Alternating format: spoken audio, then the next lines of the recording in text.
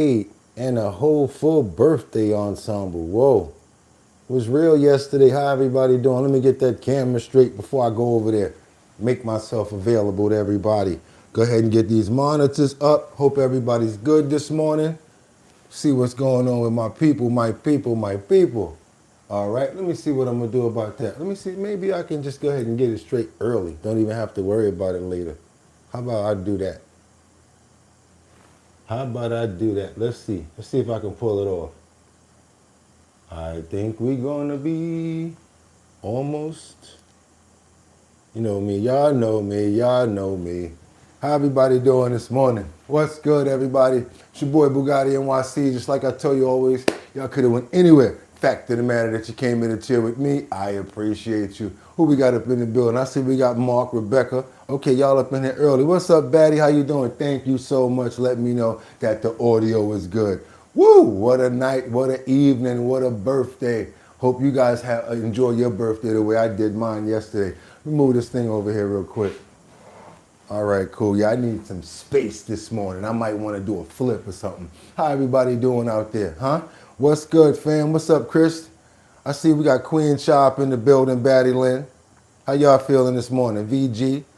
Good morning, everyone. Good morning, Kevin Blank. Okay, I see we got some new fam up in the building this morning. Early with me this morning. Okay. Okay, Wednesday. I came to get busy on hump day. Okay, check my time right here real quick. We got a little bit more time. I see we good back here. Okay, I can't do any stalls right now because I'm the one on, I'm on how you say it, on the spotlight right now. Okay, had to take a little breather on that right there. But you know what we can do, right? I'm trying to let everybody get in here before we get those prayers together. So everybody come on in, come on in. I got a good show lined up for you today. We're going to get into it. We got trending topics, current events, much, much more. See a lot of new people coming in. I love that. I really love that. Completed morning. Nah, it's just getting started for us. Just getting started for us. So come on in the building, everybody. Come on, Chris. I saw the green suit, fam. Yeah, I was out there. Had to do my thing. It's just like Ferris Bueller's Day Off when your birthday is on a holiday like that. You have no other choice but to go out and be a part of it. And after so many years of me being out there, I know the route, how to move and everything. I do want to apologize to one person though that was supposed to meet us at 46th Street. I actually did wait for a little while, but I wasn't able to get in contact with you. So I do want to apologize for that. But I did tell you guys to use the Discord. Discord is right on my hip, just like the phone. As soon as you hit the Discord, I can see it. So let's go ahead and get the prayers up in the air right now. We want to make sure that we're going to go for good health this morning. We're going to go for great feelings. We're going to go for friendship. Let's pray for understanding. Let's pray for, let's see, what else can we pray for this morning? We can pray for good health. Want to pray for good weather. Can't forget all of our families. We're going to even pray for our enemies today. We're going to have to see if they can fall back off of us for a little while. So we're going to pray for them because we know how we get down. It's time to let that go too, you guys. Because when you let that nonsense go, you also let yourself be free of nonsense. Okay, you guys? And you know what? We want to pray for our animals as well. Who we praying for this morning in the building? I see we got Mark Dorfman up in here. Batty Lynn, thank you so much. Who else we got up in here? Chanel, thank you for the lucky clover and the 4 jewels. That's right, Mark Gabriel. Kendra Walker, good morning. Grand Rising, let me get that right. Co-hosts, moderators, and chat. That's right, you're one of them. Okay, Rebecca Lanyan Bueno. Good morning, Rebecca. I hope you're feeling great this morning. Mariah Herrera. Okay, what somebody did to Mariah? Go ahead and put something back up, Mariah. Make sure it's beautiful and it's great. Okay, who else are we going to pray for? Flavor X, Mark Dorfman. What's that? Aj Malraj. Okay, Batty Lynn. We also got Jay Cooney up in the building. Richard Sullivan, Kendra Walker. Can't forget about Luigi. Got to make sure we pray for Sam Champion. Let me see, Casey. Can't forget about Liberty and Justice. Can't forget about Mark Dorfman as well as Jeffrey Spilka. Try to remember as many people as possible. Terry Cohn. And let's see if I can get lucky and get one more out. Dot Focus. Oh, God, was a good one right there. Can't forget Temujin. What's that? Merck and Harley. I got a lot of names on cap like that. That was cool. The Realist, Cinnamon Bread, thank you for chiming in, and Mark Dorfman. Amen, you guys. It's time to get it going. I can't pray all day because you know what I got to do? I'm ready to go. They're ready to go. I said it's time to start the show. I hope you're ready, yo, yo, yo, yo, yo, yo. Whoa, I gotta hurry up. Do. Wind it up. Wind it up. Wind it up. It's 6 o'clock somewhere.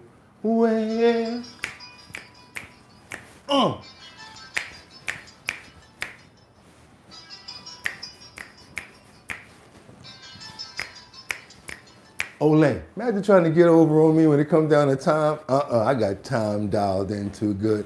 Now let's go. We gotta open up those pores.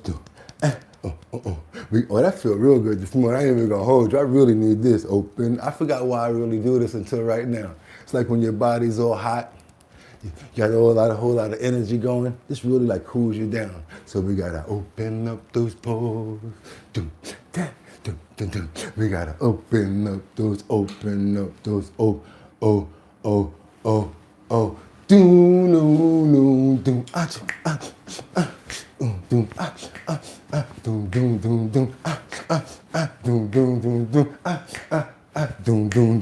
I bet you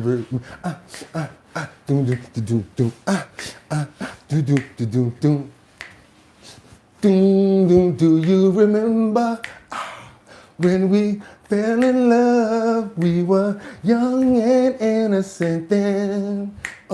Do you remember how it all began? It just seems like heaven, so I did it. And do you remember? I bet you remember back in the spring. I don't know the rest, but I'm gonna sing. Do you remember back in the time?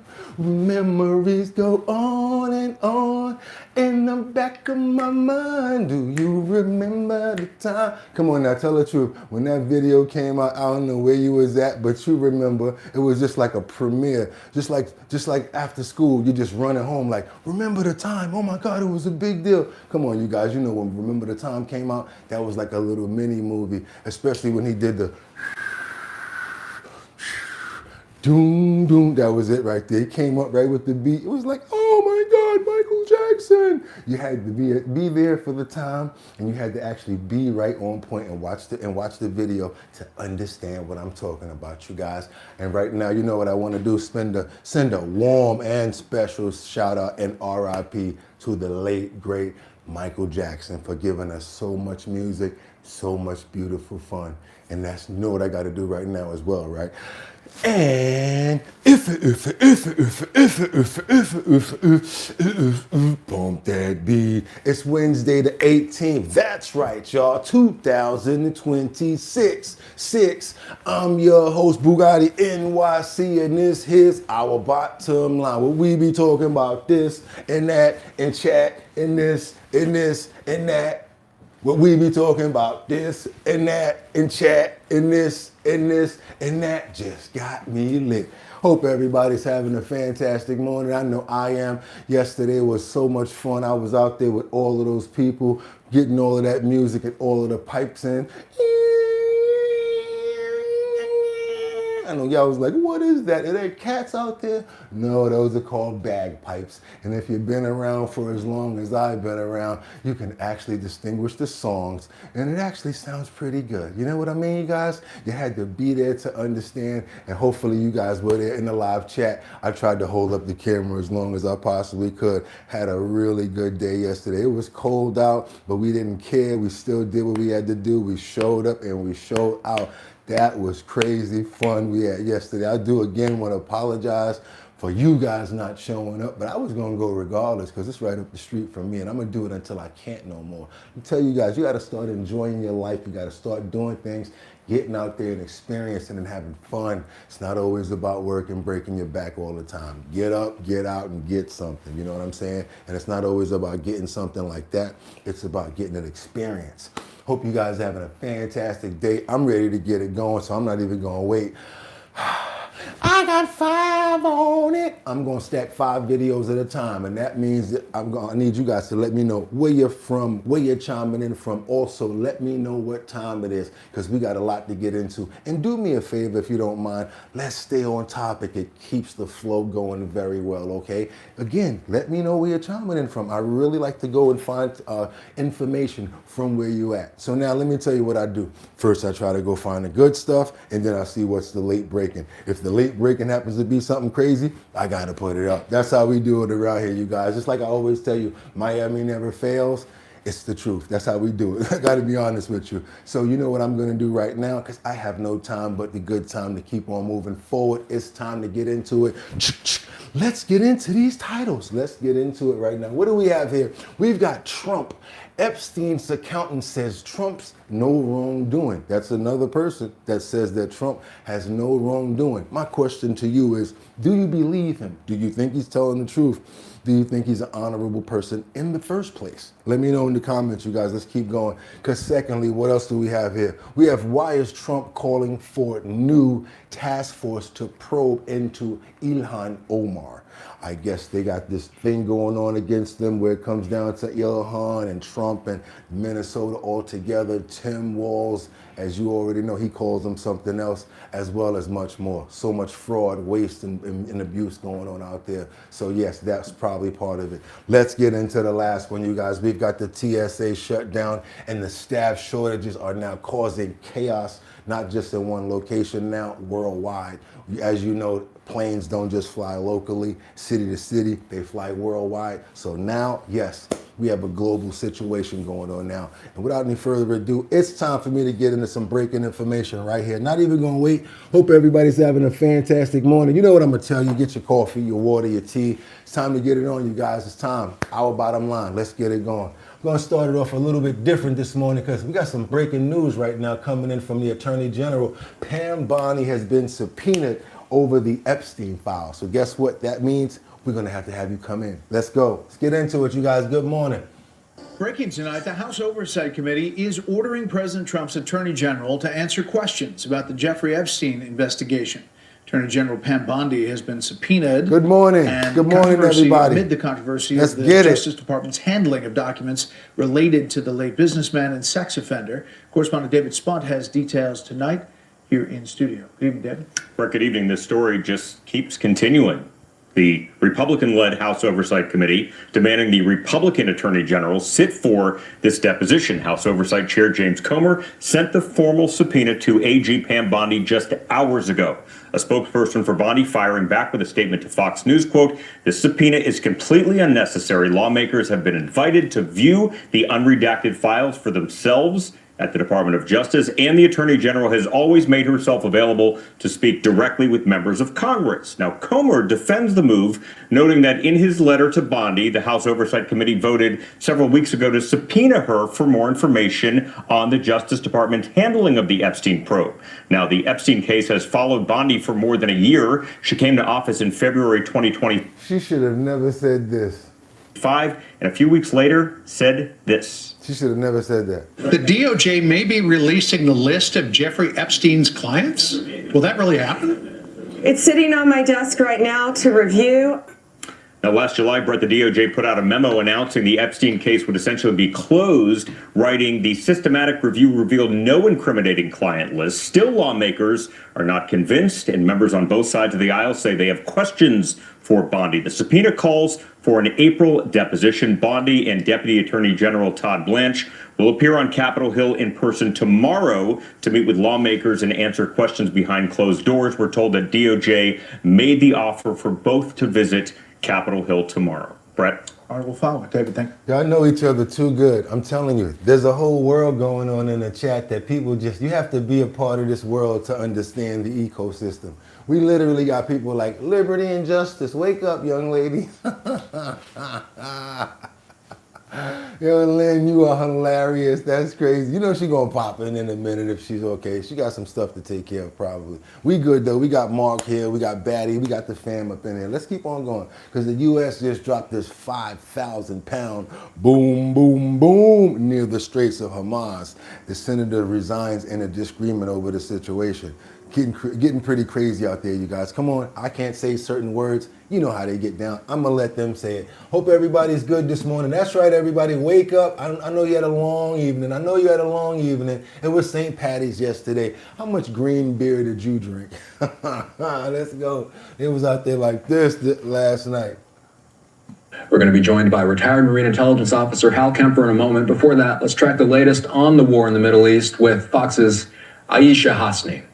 I think NATO's making a very foolish mistake. This was a great test because we don't need them, but they should have been there. President Trump slamming NATO while hosting the Irish Prime Minister in the Oval Office today, who at one point defended British Prime Minister Keir Starmer. Keir is not Winston Churchill. Keir Starmer has done a lot to reset the Irish-British relationship, but I do believe that he's a very earnest, sound person who I think you have a capacity to get on with. The White House also battling internal pushback on the Iran strikes. Today, the director of the National Counterterrorism Center, Joe Kent, resigned, claiming Iran posed no imminent threat to our nation and that Trump bowed to pressure from Israel. White House Press Secretary Caroline Leavitt pushing back on that, saying the president had, quote, strong and compelling evidence that Iran was going to attack the United States first. I always thought he was weak on security, very weak on security. Two sources from inside the administration confirmed to Fox News Kent was not involved in briefings about... If he was not involved in briefings, I don't think that he knew too much about what's going on, probably on the day-to-day, but overall he probably understood and he has his own viewpoints. Iran. Democrats claim the Trump administration has no plan for victory. It seems like they're always a few hours away from hanging the next mission accomplished sign around here, and we continue to suffer. President Trump's trip to China now officially delayed due to the conflict as administration officials try to calm Americans, admitting the longer this goes on, it would hurt consumers. If it were to be extended, it wouldn't really disrupt the U.S. economy very much at all. It would hurt consumers, but that's like really the last of our concerns right now because... No, it's not, because we're already hurting, buddy. You talking about it would hurt consumers, but that's the last of our concerns.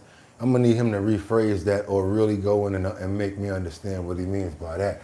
We're already dealing with bags of potato chips that used to be 50 cents and now they're $3.50. How much you want them to go to? It would hurt consumers, but that's like really the last of our concerns right now. Oh, it was a soundbite. I saw that trick. You guys cut that in the middle while he was talking. That's messed up right there. Ooh, almost got caught. See if we can catch that together. I'm sorry. I just caught something while I was showing it to you guys.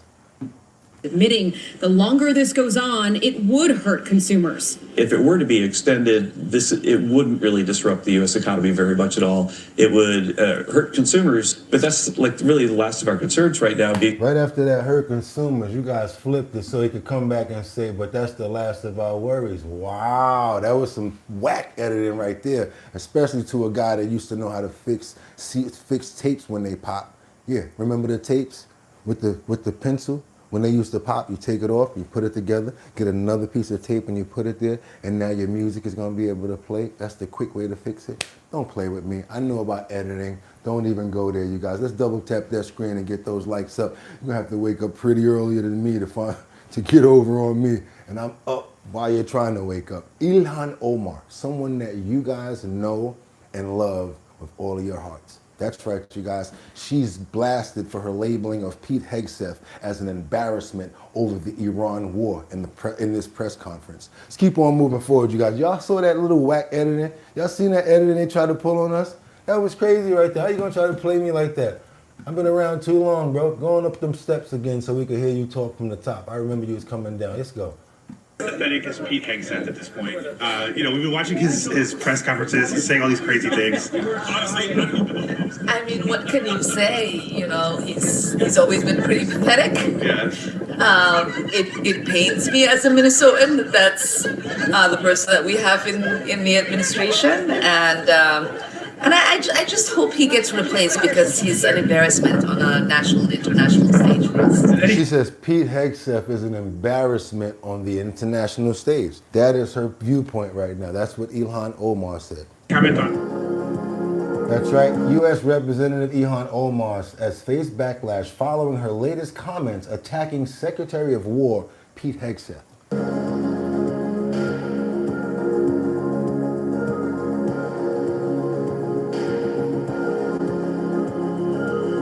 during an interview at Capitol Hill on Tuesday, Omar was asked about Hegseth's press conference on the American with Iran, WAR. I mean, what can you say? He's always been pretty pathetic. Yeah, whatever. That's like an overall general statement that you would say. Fake Lauryn Hill / brown Tweety Bird with a hoodie on. Let me stop. I ain't say that. Let me leave her alone.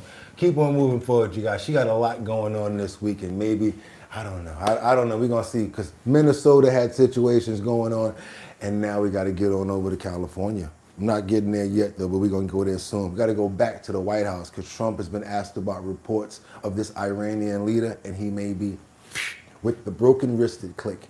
That is the clique of people who, no matter what you do, their wrists will not straighten out. No matter what you do, they're going to stay that way. So the question was to President Trump, he was asked, there were reports that Iranian leader may be broken-wristed.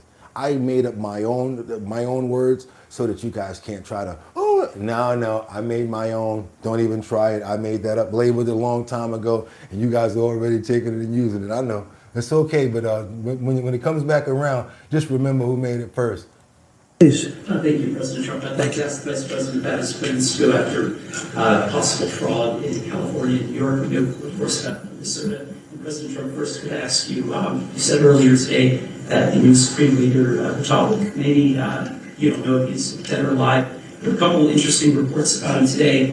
There's one report that he just narrowly escaped death in the first airstrikes by stepping out into his garden. There's another report that he may actually be gay despite leading a theocracy that hates gay people. How do you determine what's true, and do you have an assessment of this? Well, so far nobody knows. If you look at his father, he used to give talks a lot, talking about death to America. He'd say death to America all the time. When they say death to America, you should believe them, because that's what they would have. If they had a nuclear weapon, they would have used it. But they never had the chance. I never gave them the chance to use it. And other presidents should have done. I spoke to one of the former presidents who I actually like. I actually speak to some. I do like some people. It'd be shocking. Good morning, still. And Derek. he said, I What's wish up, I did Mary? what you Teddy, did. what's good? Could have done it. Other presidents, somebody should have done it. 47 years this went on. They call Iran the bully of the Middle East.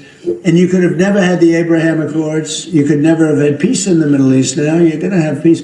You could never do it with the dark cloud of a nuclear Iran. But Iran is a shell of itself. It's no longer a bully. It's the one that gets bullied. It's a bully that got beat up. We beat the crap out of him. And they deserve that.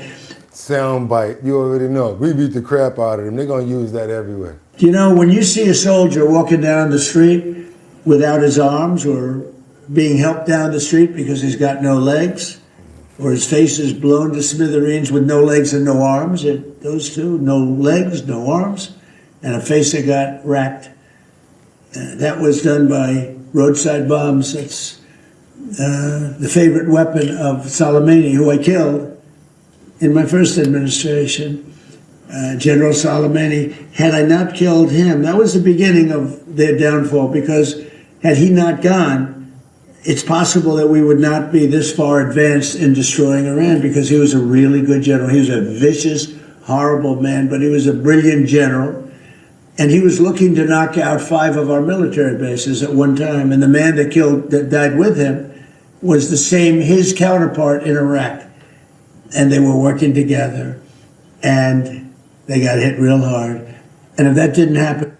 Yeah, he's basically talking about what it could have been. Like he's saying it could have been number 3 this time. Could have been WW.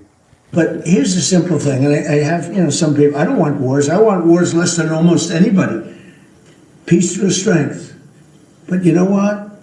I've watched Iran for a long time. I've called them out 20 years ago when I was a civilian that liked watching the world. And they're violent, vicious people. The leadership, violent, vicious people. They killed 32,000 protesters over the last 3 weeks. They put out a memo 2 days ago saying, if you protest, we will shoot you and kill you in the streets. And somebody said, oh, there's not that many protests. Well, first of all, there are bombs going off all over the place. But even if there weren't, who's going to do that? Who's going to do it? They don't have any guns, and the other ones have latest in line machine gun, right? And Oh man, never knew that. Didn't know that they had that going on over there. They telling people that they can't protest. I guess we're so spoiled and so used to democracy and being able to protest over here that when we hear something like that, it's unbelievable. Wow. Sad to hear about you guys. I want to stop just for a moment now and pray for those people, because I could imagine how many people were just probably out there just protesting. The next thing you know, something happened to them right there on the spot, because that's what they're saying. You can't even protest. It's crazy. Imagine if we had to deal with stuff like that, you guys. I want to pray for those people. Amen. Sad to hear something like, it's unbelievable, right? It's crazy. Crazy to hear that. Now we got to get on to these tensions that are escalating over the Straits of Hormuz. And basically, we still have more, I guess, out of all of the people that were they were trying to eliminate the American army and the armed forces, there are still a few that are still left. 2 of them, and here is one of them right here. Out of 8, I think there were 2 leaders that were still around. And this is one of them right here. Still launching strikes at other places around. Can't say certain stuff. I'm going to let them say it. Let's go ahead and get into this, guys. Let's go. This morning, Israel says they've killed Iran's security chief, Ali Larijani, one of the remaining faces of the regime. Just days ago, in a show of defiance, he appeared in a public march when a strike landed nearby. Killed alongside him, Golem Reza Soleimani, the head of the Basij, the religious militia responsible for the brutal suppression of protesters. Meantime, Iran unleashed a wave of new attacks across the region overnight. A drone struck this hotel in Baghdad, not far from the US Embassy, setting off a fiery explosion. And another attack targeted the US Embassy itself. Iraqi officials say air defense systems shot down a rocket nearby. Multiple waves of Iranian attacks. Officials call it the most intense assault since the war began, with at least... All right, so that's crazy. That's pretty intense right there. To us, it just looked like a line going across the sky. When in reality, we know what that really is. Can't get too much into it, can't say it.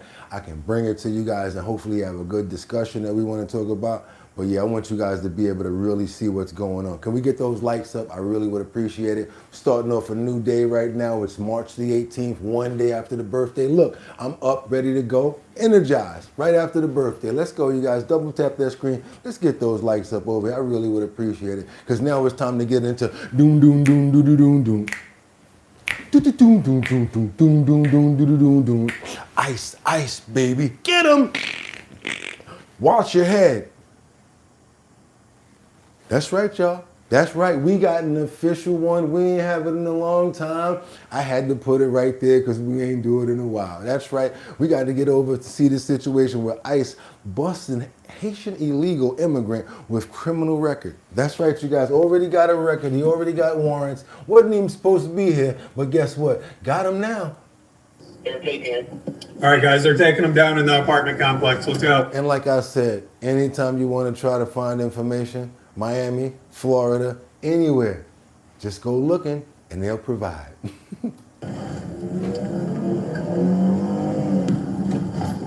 We are in Florida. What's your name? What's your name? Calm down, brother. You got to do our job. Well, I don't understand this, bro. Yeah, so today we arrested a known legal permanent resident that has multiple violations for narcotics, firearms. He wasn't too happy when we picked him up today, but he did violate the Immigration and Nationality Act.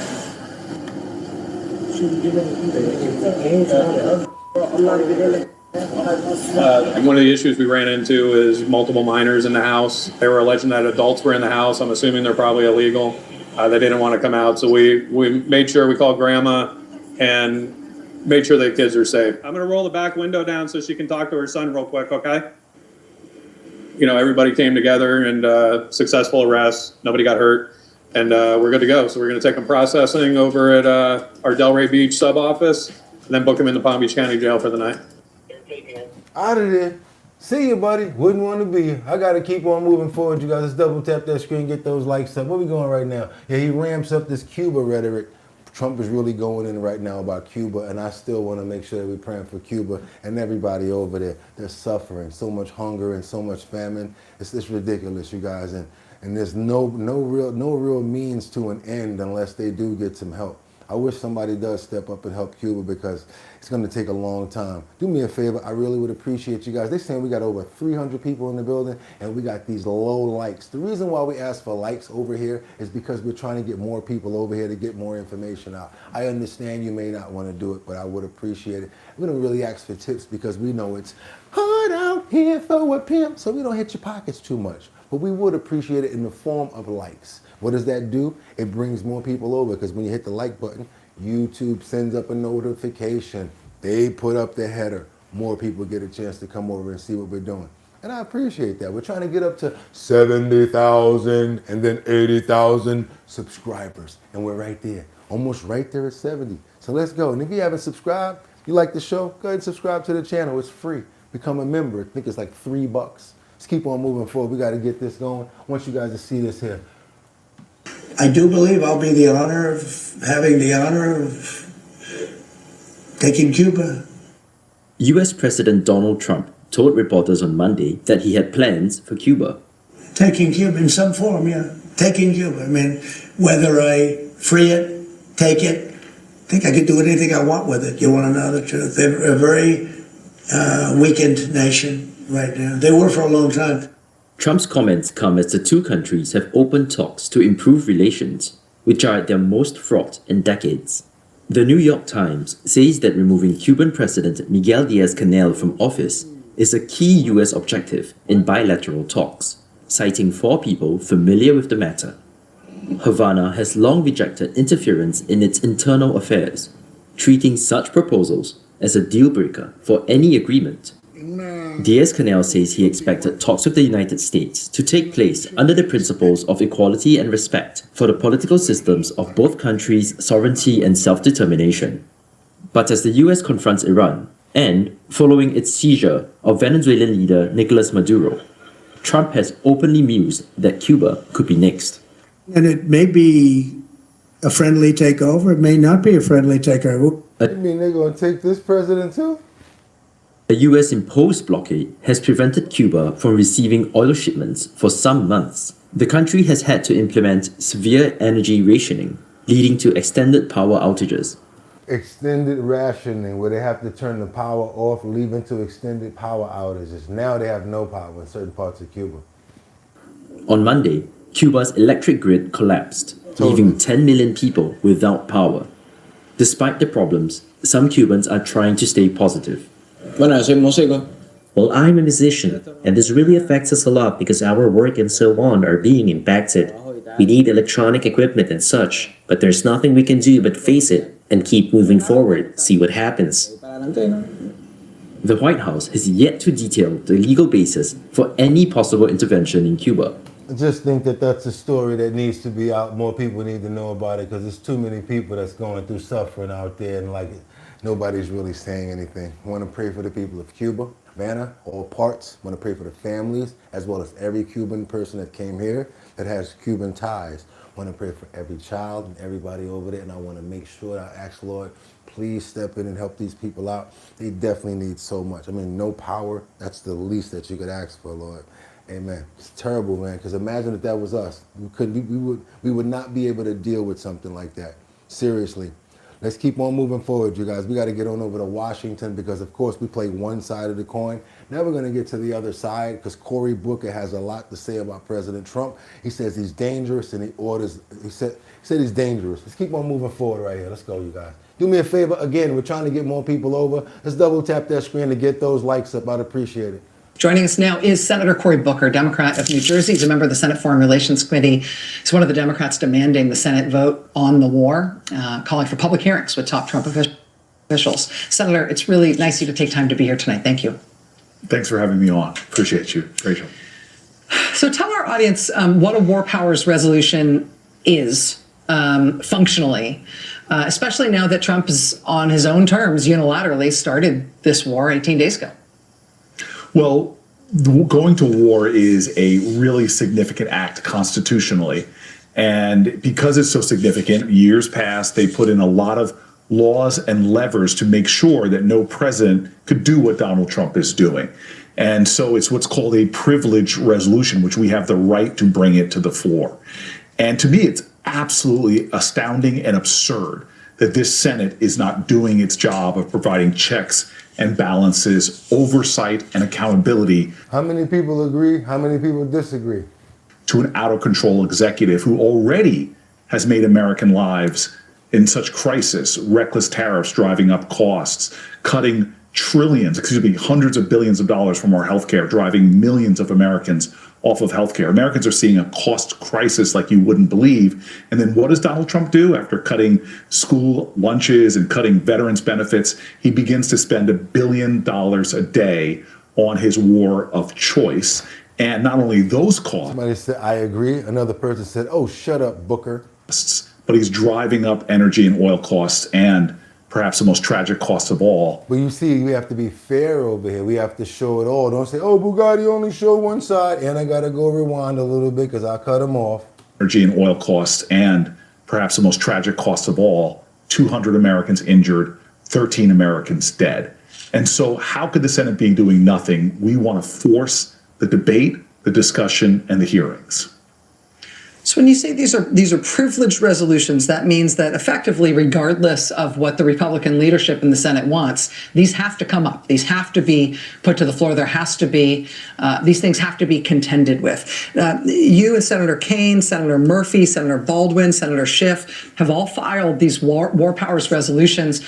Why do multiple of them? Is the idea to take up lots of Senate time? What should we expect in terms of what this does with the other business of the Senate, when this will all unfold?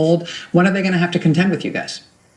Yeah, look, I've been having just trying to make it clear to my colleagues and to others who will listen to me that we can no longer have a Senate that is acting as if nothing is wrong, that we're not in a constitutional crisis, that Americans aren't struggling with out-of-control costs. We have to do something different.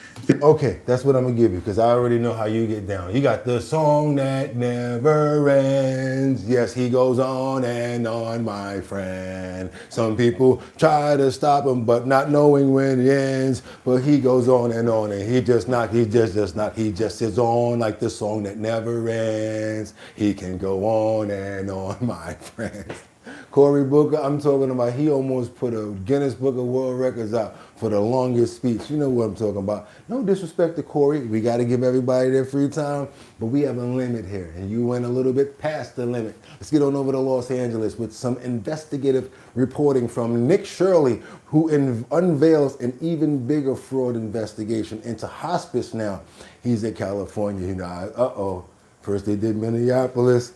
Now they're going over to Los Angeles. Let's see what kind of fraud they finding out about over here. Nick Shirley, this guy's been pretty good at this. They might need to go ahead and bring him into the administration or something. Fraud is now front and center for the Trump administration. The president signing an executive order this week, launching the task force to eliminate fraud led by Vice President J.D. Now, why you look like a doll baby in the face? That's a whole different question, but I'm going to keep on letting you talk.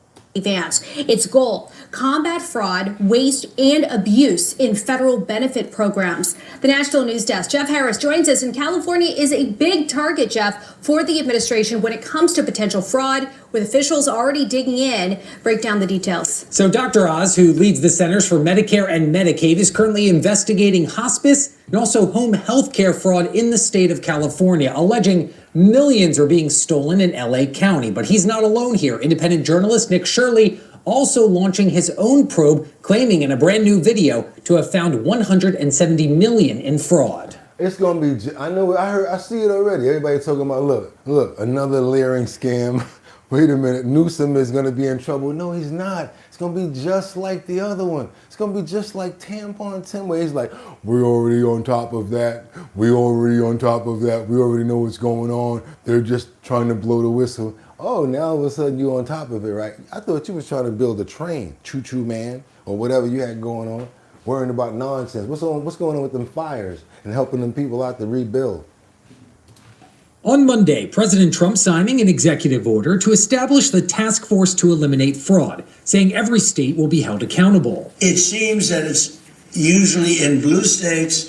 If it's in a red state, we're going there to but it seems that it's heavily Democrat. Led by Vice President J.D. Vance, the task force aiming to coordinate a government-wide strategy to do two things. Stop the fraud in the American taxpayer and make sure that the benefits that ought by right go to American citizens and not to fraudsters. One state the administration is already circling is California. Dr. Oz, who leads the Cowboy says, I actually agree with Shirley on this one. I do too, Cowboy. I agree with him on this too. Centers for Medicare and Medicaid claiming earlier this year a preliminary audit found billions in federal Medicaid funds were allegedly misspent by the state on health care for undocumented immigrants. In California alone, we already have $1.3 billion that they're actually paying us back on because they know they're ripping off the federal taxpayer. And just last week, Oz also responding to a CBS News examination of federal data that found over 700 of the roughly 1,800 hospices in Los Angeles County trigger multiple red flags for fraud as defined by the state. To take half the hospices in California, the ones that are illegitimate, based on the criteria we've been discussing today, and take away their ability to bill us. But state officials telling CBS it's far from true that California is not engaging in good faith with the federal government. Newsom saying in January, the state is taking a proactive approach. 2021, we did a moratorium on new hospice program. 280 we shuttered. We've been after this for years and years and years. Meanwhile, independent journalist Nick Shirley also switching gears from Minnesota to California. This is the sound of hospice money. Shirley posting this video on social media, claiming to have uncovered over $170 million in fraud in the state's hospice and daycare systems. So he going around to the daycare centers trying to talk to them and look inside, see if he see kids, see if he see anything going on. You know, Nick gonna be investigative for real. And he got that face where they don't really understand or know what he's gonna be doing. And once he pop in, it's too late. Yeah, get him, Nick. Last few visits from the state have said that they have 39 enrolled. And right now we're seeing about 5 children. Sinclair's Full Measure also recently sitting down with multiple whistleblowers in Minnesota, one of whom worked within the state's Department of Human Services. She says prior to the recent widespread alleged fraud, she faced retaliation after refusing to approve problematic contracts that totaled over $1 million in taxpayer dollars. You were immediately targeted and you were the bad employee. And from that point on, there was nothing you could do. Wow. Now, the new fraud task force put together by the White House. So when she reported, she was getting in trouble. That's crazy. Does include senior officials from multiple different departments like Treasury and Health and Human Services. Officials must also meet deadlines. For example, within the first 30 days, each agency must identify the programs most susceptible to fraud and suggest preventative measures. Reporting for the National News Desk, I'm Jeff Harris. We have got to the point. All right, my question is this. Do you think that they're going to find more fraud in Los Angeles than they found in Minnesota? I'm going to go ahead and say yes. Yep, I'm going to say yes. But then again, I don't know because there's so much fraud in Minnesota. I can't even tell you. But it's kind of like Los Angeles, similar to New York, because they were using a lot of taxpayer monetary to take care of the illegal criminals, the illegal migrants too, as well. Let's keep on moving forward, you guys. Double tap that screen. Let's get those likes up. We got to get right over to Washington because Trump, you know how he never holds back. A reporter asks him a question. I've been saying this for a long time too. I understand all sorts of reporting, but we know that there's questions that we cannot ask, especially when we know that they're going to be seen by so many people. Why would I tell you something about, WAR on television? So yes, he snapped. That's right, President Trump snaps on a reporter and he says if any president answers that question, I don't think he should be president. Have any questions? On Iran, will it be necessary to use even a limited ground force to secure whatever nuclear material remains in Iran as part of that threat? Yeah. And secondly, have you made a decision? You mean to go in and get it? Yes, sir. Why would I tell you that like that?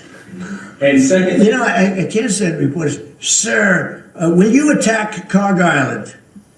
Will you occupy Carg? They ask me these questions. And I don't want to be mean, but they're stupid questions. If any president answered those questions, they shouldn't be president. And secondly, sir, do you... Right on, boy, I'm telling you, straight sound bite after sound. He be just straight up embarrassing people, man. Like, you don't know how to let you down easy, man. President Trump does not let you down easy. And also, a judge didn't let down RFK pretty easy as well when it comes down to his bid to reshape the U.S. bills taxation situation. Not going to say that word neither. The jab situation, I ain't going there because you never know. They might get mad about that. I'm going to let them say it. Let's go. RFK didn't get his way. A federal judge blocked major parts of Health Secretary Robert F. Kennedy Jr.'s effort to overhaul U.S. vaccine policy on Monday. U.S. District Judge Brian Murphy ruled that key changes, including plans to cut the number of routine childhood vaccines and remake the government's vaccine advisory panel, were unlawful. Murphy sided with pediatricians who warned the moves could lower vaccination rates and put public health at risk. The ruling immediately postponed a meeting of the Advisory Committee on Immunization Practices, which is scheduled to begin on Wednesday. Murphy said the panel did not meet federal requirements for balance after Kennedy last year replaced all 17 independent experts who previously served on it. He also barred all 13 members appointed by Kennedy from serving. The judge barred all 13 people that Kennedy put in place from serving. That decision also invalidates votes the panel had already taken to scale back vaccine recommendations. Murphy said the U.S. has long relied on science-based processes to fight disease through vaccines, processes which he said were disregarded under Kennedy's leadership. Kennedy, a longtime vaccine critic appointed by President Donald Trump, has argued that changes are needed to restore public trust, and the Trump administration is expected to appeal. The White House declined to comment, but Health and Human Services said it expects the ruling to be overturned. Okay, we're going to keep on following up on that one. That's a very sensitive topic right there, you guys. I used to hate going to get those vaccinations to go to school. Ooh, what they used to call it back in the day, or the booster shot. Be like, no thank you, don't want that. Let's go to the doctor. Be like, why are we going to the doctor, ma? Huh? Why are we going to the doctor again? Oh, well, you got to go to school, so you got to do what? You got to take me where now? Oh, man, then that doctor come with them needles.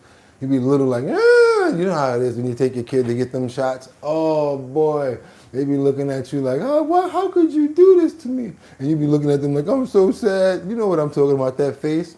I used to take my son to get those needles. Oh man, he used to look at me. I used to be like, oh, why does he have to get this? Do they have this in a pill form? Like, come on, man, why do you got to give him this? And there's so much information that we don't know and that we do know and people make up that we don't know about these vaccinations. So I don't know what to say, you guys. You got to be real careful about what you're putting in your body. Let me just say that. Let's just be careful about what we're putting in our body. And you see how I'm trying to do this now? I'm trying to work with one hand and like use my hands and put my hands in my pocket so I'm not so much overbearing with the looking like a maestro like some people that we know around these parts. I'm referring to Hakeem Jeffries. That's right, you guys. He says some pretty cool things about Susan Wiles, which I want to also say a separate prayer for, because she has come down with a diagnosis. We're going to wait for them to report it, and then we're going to pray. I want you guys to see what's going on about that, as well as more commentary that we have coming in from Mr. Jeffrey. Let's go ahead and get into it, you guys. Let's go. Good afternoon, everyone. On behalf of House Democrats, let me just begin by communicating our sincere thoughts and prayers to White House Chief of Staff Susie Wiles as it relates to her diagnosis, and of course, we'll support her in any way possible as she battles through this diagnosis and returns back to work in full and complete health. Probably my favorite part of today's show, right there. Couple of sentences. We joke about them all the time. I told you, sometimes I really agree with people, sometimes I don't. You know why I really appreciate that statement right there? Because it makes me go right back to what I always say about being here. We always like to have a forum where everybody can actually speak and get their views out, and maybe through humanity, we can be able to move forward. I think that was a very humane thing to say. And why can't they be like this right there all the time? And I'm saying everybody too. Trump, I'm talking about everybody, Pete Hegseth, Hakeem Jeffries, I'm talking about Ilhan. Why can't all of them find this medium right here that he just came to and just try to really make things happen? This is a very challenging moment for the United States of America as we deal with I'm not going to say you're going to keep it going, but just that point is what I'm trying to make. a president, Donald Trump, and Republicans whose policies have done nothing but damage the quality of life of the American people. It was Republicans who, in their one big ugly bill, enacted the largest cut to Medicaid in American history. Hospitals, nursing homes, and community-based health centers are closing throughout America because of Republican policies, and at the same period of time, these extremists refuse to extend the Affordable Care Act tax credits, causing health insurance premiums to skyrocket for more than 20 million working-class Americans. Republicans have done great damage to the American people, made life more expensive for everyday Americans, on health care, on gas prices, on housing costs, on child care, on groceries. They've made life more expensive for the American people, and it's affirmatively being done by toxic and extreme Republican policies. And to make matters worse, at the same period of time, they've now gotten us into a reckless war of choice against Iran. How many people agree? How many people disagree? By thumbs up, I want to see a thumbs up that you agree with him. If you do not agree, I want to see thumbs down. He's out of here, but I'm going back to the comments with the next clip coming up. Thank you, sir. Appreciate you for everything you do, as well as your hand gestures. Let's get on over to Mom Dami. Na easy super cat, na use a dumb dummy. Na easy super cat, na use a dumb dummy. Na easy super cat, na use a dumb dummy. Dummy, I'm talking about Mayor Mom Dami. That's right, you guys. Let's get on over. Reporter is asking him straight up, how could you reduce the population on Rikers Island without effective anything? Let me say that again. A reporter asked Mom Dami, how could you reduce the jail? Okay, we got a couple of people with thumbs up, 2 people with thumbs up. That's why I play all the news around here, because you never know who agrees and who doesn't. You got to be fair. That's right. Got more people with thumbs down, and we got no WAR. Okay, got a few people with thumbs down. You see why? I love to see it's an even playing field, you guys over here. Got a couple of people with thumbs up. See that? Okay. Now you can let me know your understandings as well too, why you feel that way. So keep on going, you guys. I love when it's a level playing field like that. Now you see what I'm talking about? Now we get a discussion going on and maybe we can get to a solution. They need to do that. Somebody in the comments said we pay them to argue. That made a lot of sense, because that's what it feels like we do. And you get tired of it after a while. I'm shutting the government down. Well, you know what? It's your fault that the government is shut down, you know, because your democratic policies, every time you guys come in here, you try to do blase blah and welfare, this and that and da-da-da. Yeah, well, you know, the Republicans are the one that's really doing it because, you know, the da-da-da. And if it wasn't for them, then da-da-da-da-da and ba-ba-boo-bang and zuba-ba-bang. That's what it really starts sounding like after a while. And now you and I, the American citizens, we're just looking at them like this and ain't getting nowhere. We got to deal with all of it, paying for stuff, gas, crazy potato chip bags. I'm going to keep on saying it. 50-cent bag of Bontons is now $3.50. What y'all going to wait for them to get to $7 before y'all do something? Keep on moving forward, you guys. Let's go. Mom Dami, let's keep on going. Let's go. I'm tired of this crap myself, because what are they expecting us to do? And I'm talking about both sides, all of them. They rich. It's like they celebrities and we out here trying to pray to them. Like, please, can we get something to eat? Let's make it quick, please. Sorry. I wanted to ask you, I have 2 questions. The first is about jails. You argued that the city relies too heavily on incarceration. So what are your specific policies that you would push at the state level to reduce the jail population enough to actually make closing Rikers possible, which I know is the law, but right now the population makes it difficult? And then I have a second question. Could you say the end of the question? Just cut out for me for a second. What would you push at the state level to reduce the jail population enough to actually make it possible to close Rikers Island? I think today shows that sometimes the issue isn't as much legislation as it is the will to implement that legislation.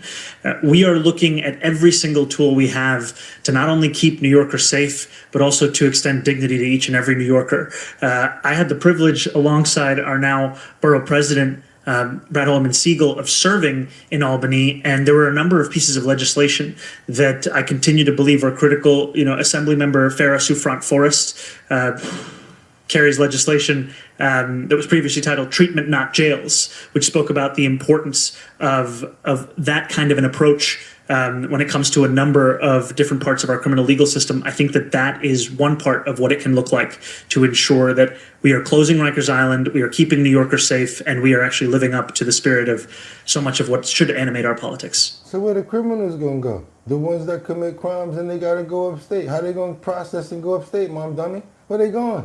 What is he talking about? Okay, you know what? And then they're talking about at the state level.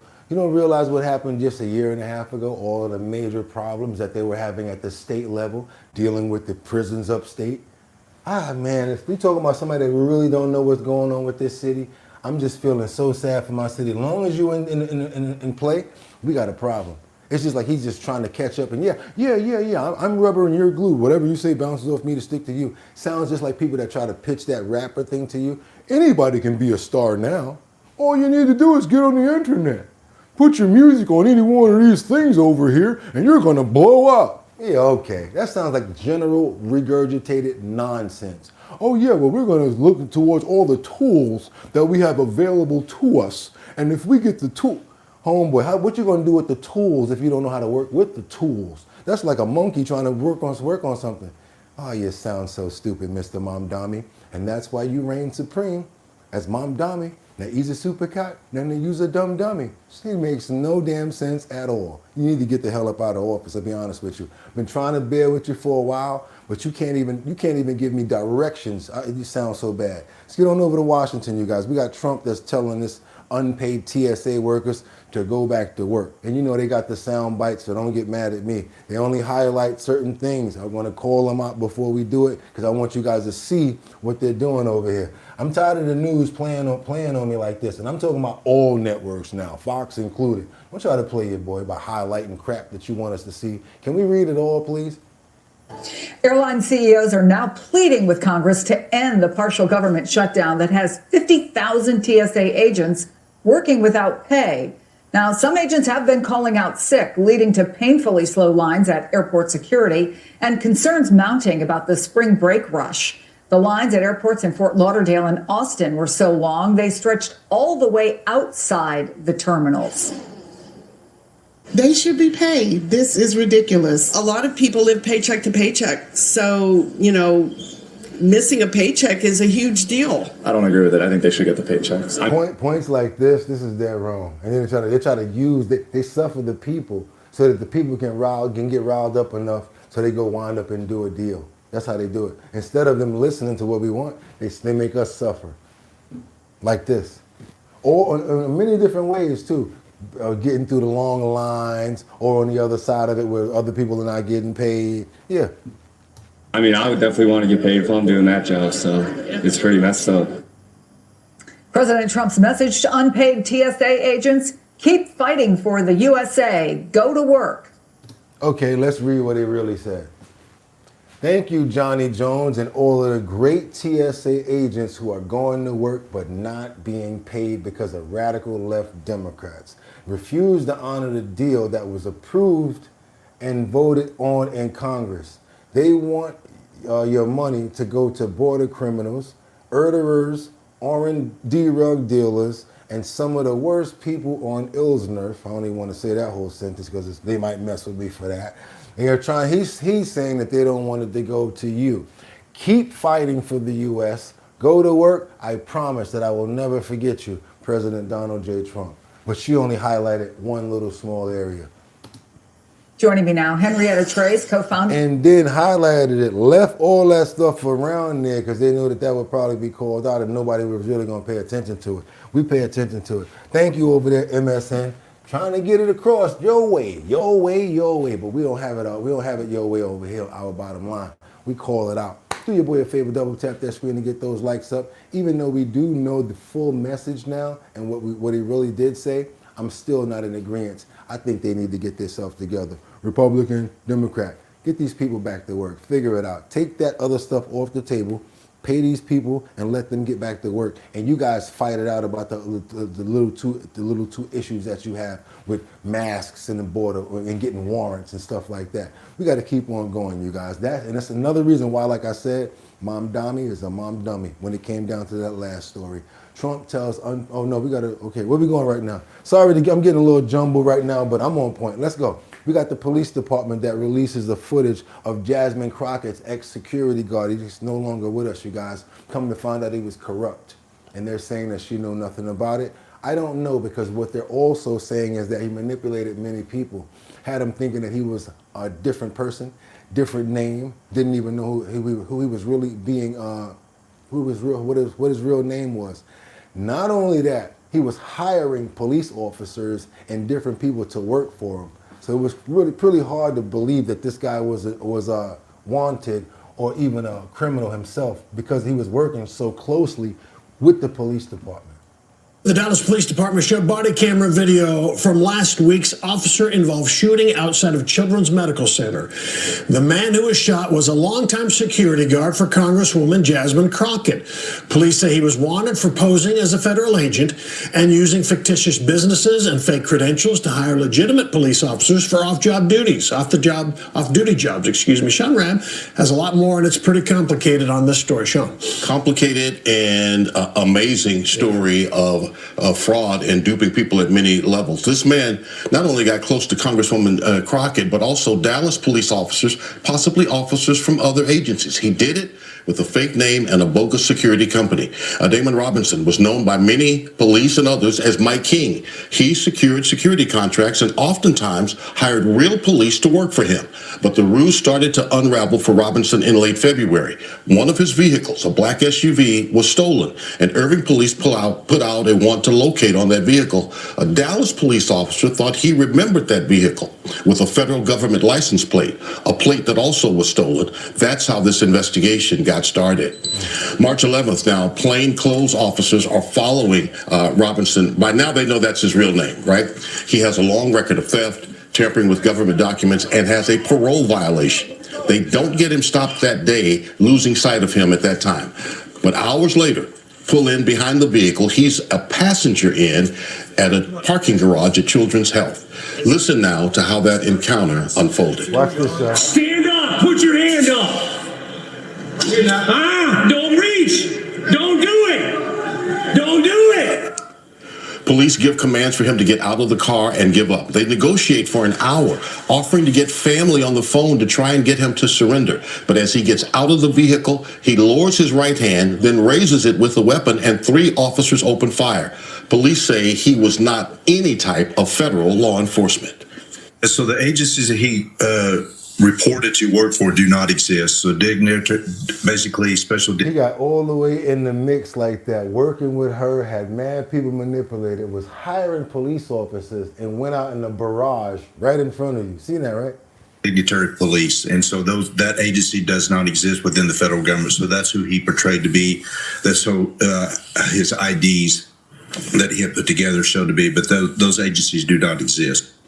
And what we now know, Robinson arrested multiple times for theft, probation violation, tampering with government records between 2011. How do you not know somebody got a record like this and you got them working for you for all these years? What's going on with this? And 2017. He had an active warrant for theft of checks at a hotel where he worked security in the past. Again, he provided additional security for Congresswoman Jasmine Crockett for some time. Her office sending a statement late this afternoon reading, "Our team followed all protocols outlined by the House to contract additional security. We were approved to use this vendor who also provided security services for additional entities in the local community and worked closely with law enforcement agencies, including Capitol Police." Wow. As Mike King, this man reportedly used a system that many companies use to recruit police officers to work part-time jobs. That system, that company, is Roll Call. DPD partnered with Roll Call in 2024 to try and improve the department's off-duty job program.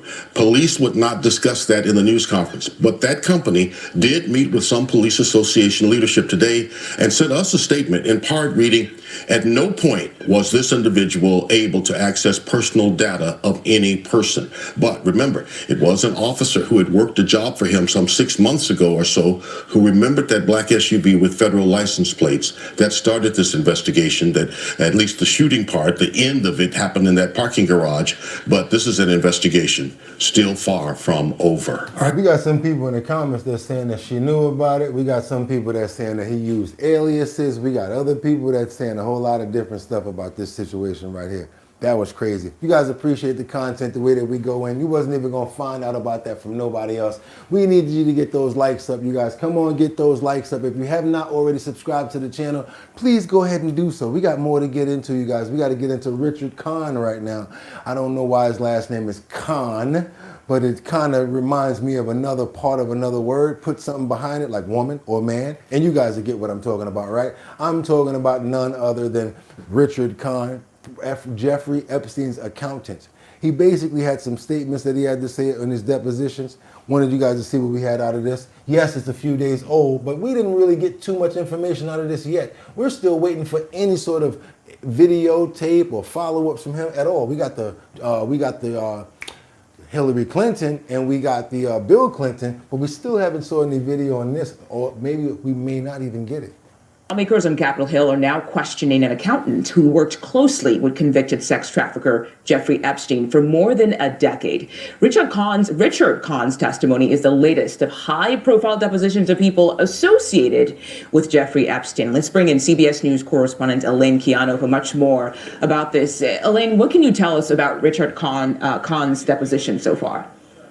Well, Richard Kahn is one of two executors of Jeffrey Epstein's estate. He's testifying behind closed doors on Capitol Hill, so no cameras inside right now. This morning as Kahn arrived, a reporter asked if he was there to answer any questions. His attorney interjected and said yes. Now, just a few minutes ago, our colleague Graham Cates obtained the opening statement that Richard Kahn gave to members of the House Oversight Committee, and I just want to read a couple of lines here. It reads in part, quote, "First, in the years that I provided outside accounting and bookkeeping services for Jeffrey Epstein, I was not aware of the terrible and unforgivable things that he did to women and girls. My relationship with Epstein was strictly on a professional level." And the statement wraps up by saying, quote, "I was not aware of the nature or extent of Epstein's abuse of so many women until after Epstein's death. However, it pains me to think, and I deeply regret, that I may have unknowingly assisted Epstein in..." Meanwhile, you're the one that was signing all the checks and paying people. We know all that. Anyway.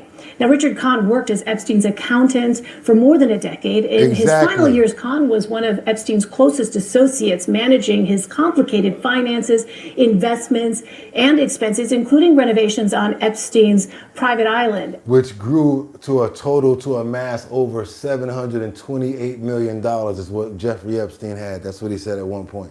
After he died, Kahn became an executor of Epstein's estate, and survivors believe that Kahn is one of two key aides who hold answers to outstanding... He happens to be the executor to the estate right now, too. As we know, Jeffrey Epstein is no longer alive, right? So who handles the money?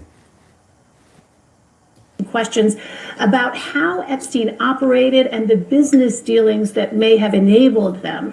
Now, lawmakers are hoping to gain insight into all of that. Just a short time ago, the chair of the House Oversight Committee, James Comer, spoke to reporters.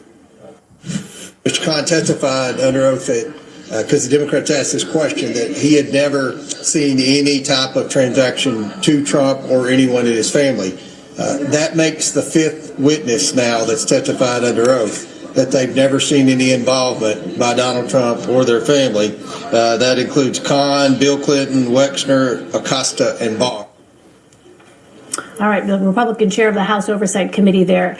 Richard Kahn is one of two executors of Jeffrey Epstein's estate. The other is a lawyer named Darren Indyke, who is also expected to appear before the committee. That's scheduled to take place, Mugo, on March 19th. An attorney representing both Indyke and Kahn said in a statement to CBS News last month that allegations against Indyke and Kahn are false. Mugo? All right, we're going to see. Let's go on over to Zorro Ranch. They got more information coming out from over there, you guys. Let's see what's going on. Disturbing, disgusting, illegal. Oh, boy. Let's go. One of the members of that bipartisan group, Democratic Senator Ben Ray Lujan of New Mexico. Senator, so good to have you at the table. Let's start with the request that you're making of the Government Office of Accountability. As you know, Zorro Ranch is the ranch that Jeffrey Epstein used to own. There's been accounts and claims throughout the new released emails that there's possibly bodies around the ranch somewhere. Since the story's been taking a lot of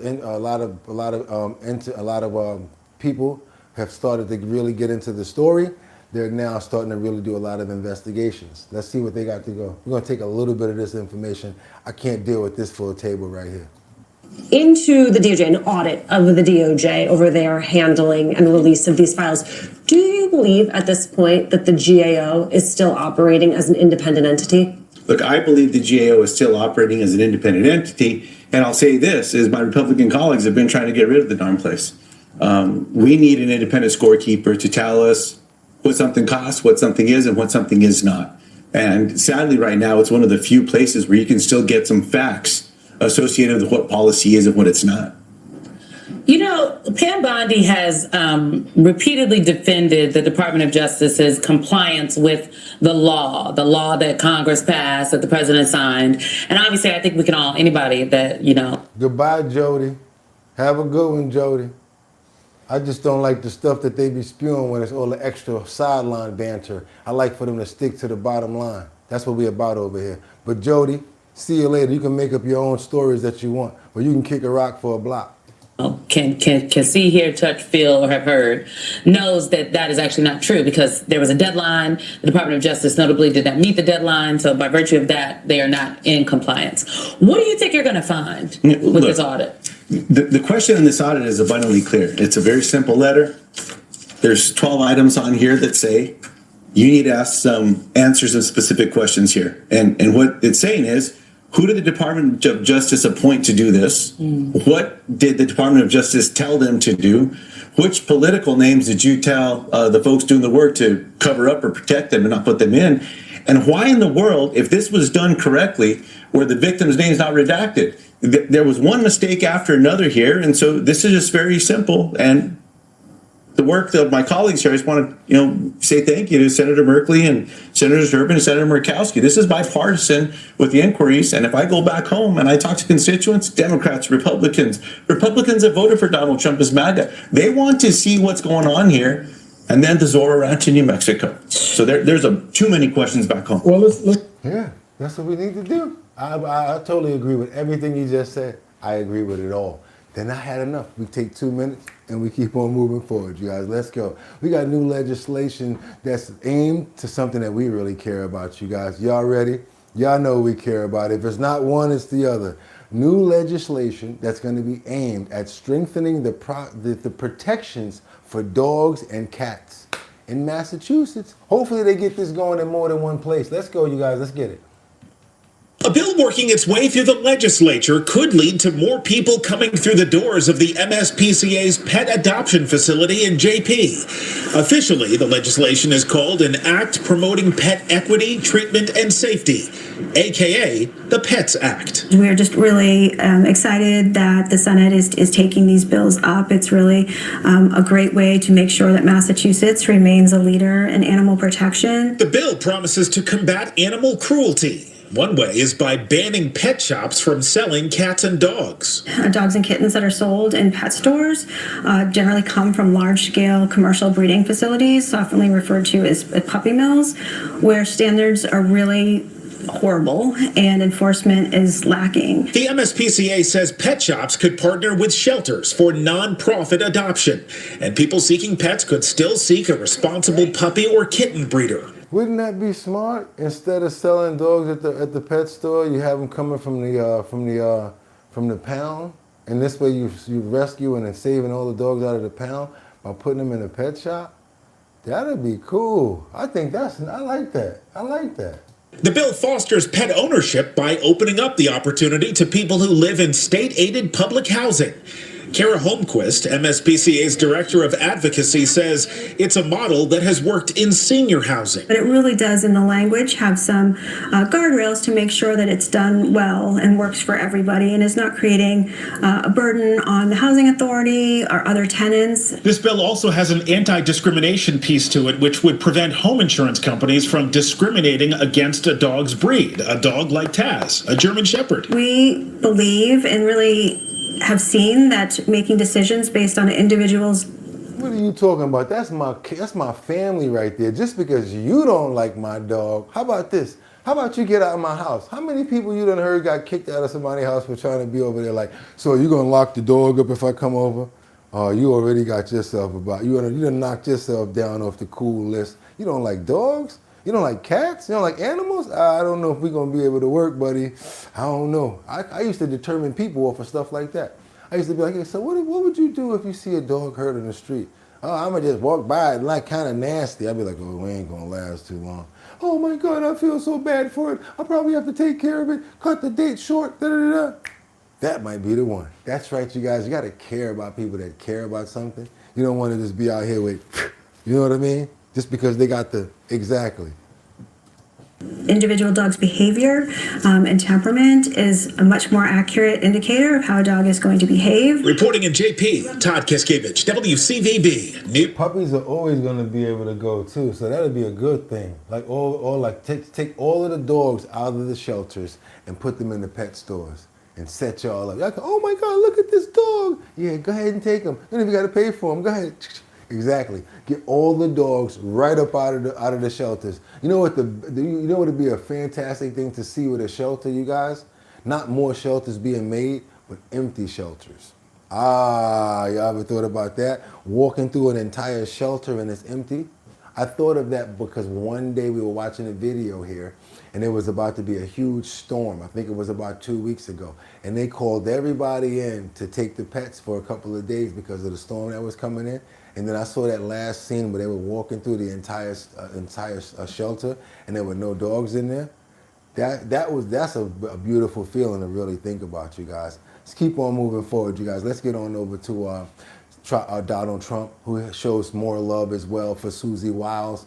I want you guys to also put some prayers in the air for her as well. I think she's going through a serious time right now. She's just started her chemo, and we want to pray for her as well. But let's get the story out first. Let's double tap that screen and get those likes up. Come on, I know you guys gotta love dogs. I want to see at least 400 likes right now. You don't like dogs or cats? You mean to tell me y'all don't like animals? Matter of fact, how many people in the chat love animals and dogs? If you like dogs, let me get a thumbs up. Cats, whatever you prefer, let me get a thumbs up. If you don't prefer them, that's another thing. But don't prefer, that's totally up to you. I'm not saying nothing about that. Now, when you get different about it, that's different. But if you don't prefer them, that's fine. We'll take the thumbs down. There's a lot of people that don't like dogs and animals for different reasons. I'm not trying to say, you're a bad person because you don't like dogs or cats. But what I'm trying to say is when you say stuff that's mean about them, that's when I have to look at you a little different. Let's keep on going, you guys. And we got to give everybody a chance,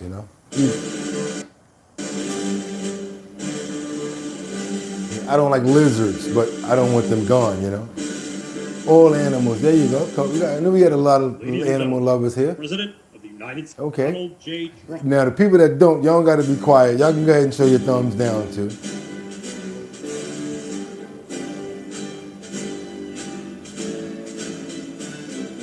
Love all animals, right?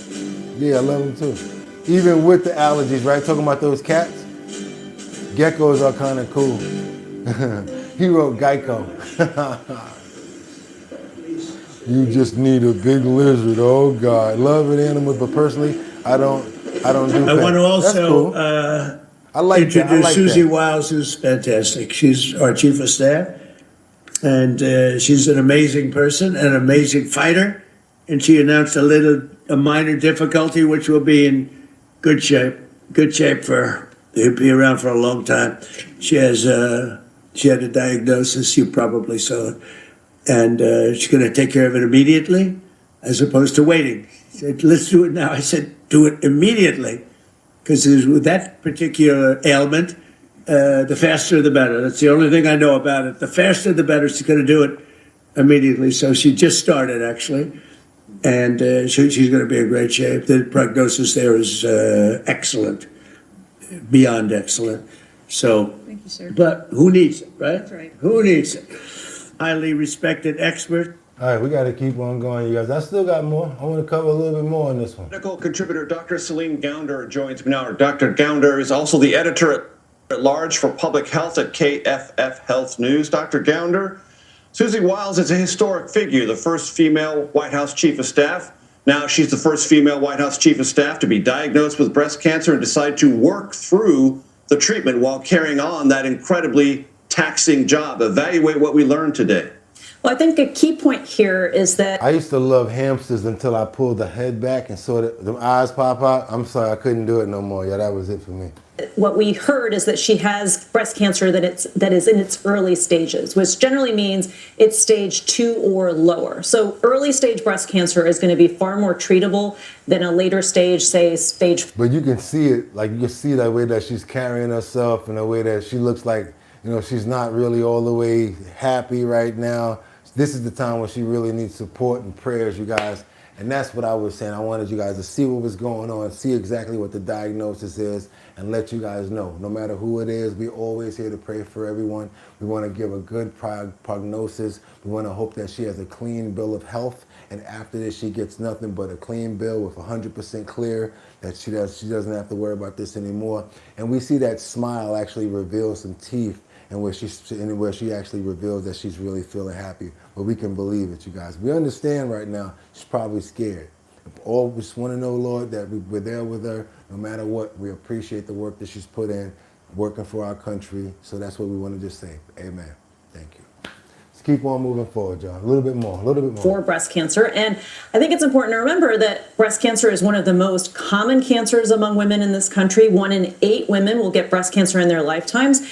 And the treatments for breast cancer have gotten much better over the last couple decades, which means that it is easier for women to continue to keep an active lifestyle, to continue working despite going through treatment. Even if you have a job as round the clock, as chief of staff to a round the clock president of the United States, as President Trump quite evidently is. Yes, that's right. And it really will depend on what kind of breast cancer she has. So most women will undergo surgery as the first step. But then after that really depends on the biology of the cancer. So we figure that out by doing a biopsy. We see if it's responsive to hormones like estrogen, whether proteins like HER2 are driving the breast cancer growth. So some women might get radiation, some women might get chemotherapy, others hormone therapy, or even immunotherapy. So treatments that leverage the immune system to fight the cancer. And so now my friend is not going to hear this, but I want you guys to help me out right now because I just thought about it. A friend of mine, Y. Morelli, she is suffering with this, and I'm going to tell you guys, she's a champion. She's been going through it, and I really think that she's going to have a real good chance of getting 100% clarity on her prognosis. I can't wait, and I hope that they have a bell that she can ring and they videotape it, because when they do, I'm going to put it up on our page. So yes, with the power of the people that we have here at Our Bottom Line, every single person that's ever come here and saw this show, I'd like to pray right now for a friend of mine named Yvonne. Yvonne, I want to pray for you, and I want to make sure that you understand that we love you, and the power of prayer should be able to get you where you need to go. You've been doing this for over a year now, and I know it's been rough for you, but you've been looking good. You've been pushing through it. I've never seen nobody get through something like this the way that you have. So yes, Yvonne, even if you don't hear this, over Our Bottom Line, we want to pray for you. We want to give you love, that you get a great prognosis of 100% clarity. Amen. That's right. Keep on moving forward. That's what I'm saying. Power of prayer does work. And this is the best place to do it because there's a lot of you guys. So let's keep going. I want to get up out of here right now, you guys. Anytime you guys need prayer, anytime you guys need some help, hit me in the DM, but don't be sending me them scary stories all the time. I mean, I pray for people, but some of the stories that I'm getting now, it's hard for me to read about. I'm going to have to start bringing them out to you guys. I'm going to start asking, because we may need to get involved to help each other a little more than what we're doing right now. Because sometimes you may need somebody to be able to bring that to other people and let them know what's going on. There's a lot of people going through a lot of stuff right now. Me too. I just happen to be good at doing this. Let's keep it 100, y'all. Everybody, ain't nobody immune. As long as this thing here go like this, just like everybody else. Let's keep on moving over to the MTA. We got this little clip, something that you could have just skipped over, probably would have never looked at. And it's something that we probably need to pay attention to. I've been complaining about it ever since I've been in New York. No matter where you go in these train stations, you're gonna deal with it, and they can never get rid of all of it. Check this out, you guys. There's always gonna be somewhere in the train you find something like this. And you're gonna look at this man and think he's crazy. I got this clip, it's sent in from one of our fantastic members right here, right off of Our Bottom Line. Like, yo, Boogotti, check this out. I'm like, yo, I don't see nothing here. Until I saw what he did. What do you guys think about this right here? The Citizen shows what we breathe in on the train and tells us to file a lawsuit. Y'all gonna think you crazy or a crackhead, right? Watch this. Let's go. $1 million. Class action lawsuit, personal lawsuit. Every day you travel on the train, you are risking your health hazard. 0 to 100. Every day you step on the train. Watch this, look. You see all this right here? Get it on camera, get it on camera. Get on camera, see all this? Look, look. Look at this, look. No. This is what you're breathing in. This is what you're breathing in, debris. You see that falling off? Yeah. You see the smoke coming off of that? That's your health. Your health. Your health. Your health. So now all around the top of the trains, of course, and everyone, he's got a point now. He's definitely got a point because you've seen it before if you've ridden a train or if you've ever saw like the pipes, the electric hoses, the electric pipes. You gotta see that it's clean on the bottom and then there's a whole bunch of dirt on the top and it's like soot and it's very heavy and thick. Notice when the trains come through, see a little bit of cloud come with it. Wonder where that smoke's coming from? Probably there. And they need to really worry about that part. I know y'all want that $3 and y'all wanted to get that extra money from us. And I know this seems like a very small problem, our respiratory. And if you really look at it, why people in big cities don't have that much of a longer lifespan and people live in other places. Why? Because of all sorts of exhausts, all sorts of fumes. We have more trucks and more things than anybody else. And if you're in a train station, and you got people, you got trains going back and forth. Everything that's going off that train is going into the station. There's no windows. It's not going anywhere. It's staying right there. So what's the quality of the air down there? Think about it. Lawsuit. $1 million. Now, I'm not thinking about suing nobody, but if you really think about it, now that you really look at it, next time you're in a train station, just pay attention. Anybody understand what I'm talking about? Anybody ever see that before? Anybody ever see that? Anybody ever go in a train station and see all of that crap? It's from the brakes, okay. It's called setting, oh, I'm sorry. Jeffrey Spilker said it's called settlings dirt. Diesel buses, there's not too many untrue conspiracy theories, okay. Okay, yes, don't touch it though. Yeah, that was stupid of him to put his hands on it. I don't know why the hell he touched it. He's out of his mind. I think you're right, Scott, too. I don't want to say the word. I might get in trouble for saying that word, but you guys, look at what 55 Coffee House Lisa Rose is saying. And they filthy down there. Don't put your hands on that. I used to want to make gloves to go down there. People laughed at me. A glove just to put on for when you, before all of this OVID stuff happened. I was been talking about the glove. I said, y'all want to make something called the sub glove. And my boy started laughing at me. Oh, you'll never get nothing like that off. 2 years later, COVID hit. I could have been straight. Wouldn't even been here. Maybe it happened on purpose so I could wind up here. Let's keep on going, you guys. It was like, what do you mean the sub glove? I'm like, yeah, it'd be a glove, white glove, that you can buy it like the newsstands. That's when the newsstands were still open. Probably like for $1. Go re-wear it a couple of times. Yeah, when you go on the subway, you can wear it. Oh, that's a stupid idea. Yeah, the sub glove, but I didn't do it. So keep on going, you guys. The sub glove. And I also made the app first, and it was called, what was it called? I forgot the name of the app. Let's keep on moving forward to North Philadelphia. Man arrested for an alleged $1 million title washing scheme. He netted over $3 million in fake cars, accused of operating, taking contracts, and much more. This man was working for a long time, and this is why I always say this. I always said this to myself, and I've always been this type of person. I always think about what could happen if I commit that crime. I've always been like that, and I'm telling you right now, that's probably what made me stay out of trouble. Because I've never been the type to just jump into stuff. I'm always like, you know what kind of trouble could I get in for that? Because I've seen people make a lot of money for a long period of time of doing something, and you be all jealous of them, like, yo, that dude is doing his thing. Next thing you know, boom, when they get him and he can't come back. Next thing he looking at you like, yo, hey, yo, Audrey, you got a job? You know anybody hiring over there, Liberty? Hey, yo, Crystal, you got any? Yeah, now you looking real, now your situation is looking way better to them. That's the same feeling like when I do this. And then you get behind that car and you're looking all around. I'm sorry, watch your head. And you're looking all around through the windows and you're thinking about all the stupidness that got you there. Try to think about that before you wind up with the cuffs on. Serious situation. It got me this far. Let's get on over to this fraud investigation right here. We got this pair of people that's been, they basically got caught out there. And I don't know what type of time he's going to get, but he stole a lot of money.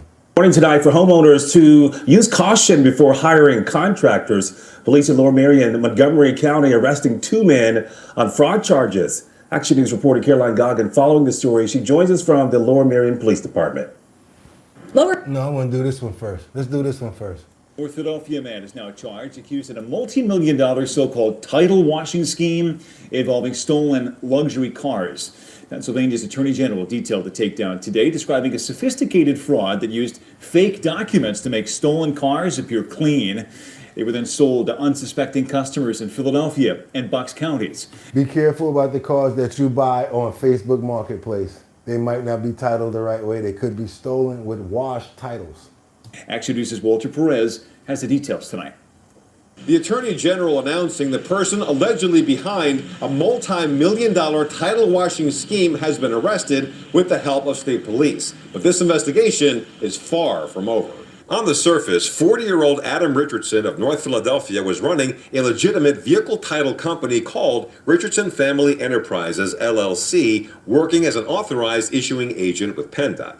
But Pennsylvania Attorney General Dave Sunday says the whole thing was a front to title wash dozens of stolen cars, including a bunch of high-end vehicles. There was a $250,000 Ferrari, multiple 6-figure Mercedes-Benz, high-end BMWs, and Cadillacs. Sunday says the scheme worked like this. Car thieves would come to Richardson Family Enterprises with their stolen vehicles. Richardson would then allegedly submit fraudulent information to PennDOT to produce bogus vehicle titles. Wow. From there, the stolen vehicle with its clean title was resold, either to unsuspecting buyers on Facebook Marketplace or to individuals who knew the vehicles were stolen and retagged. Richardson would then allegedly get a cut of the resale. By the time state police made the arrest, Richardson allegedly title washed $3.8 million worth of vehicles over the past 4 years. Creating a lucrative source of income for himself and an avenue for criminals to move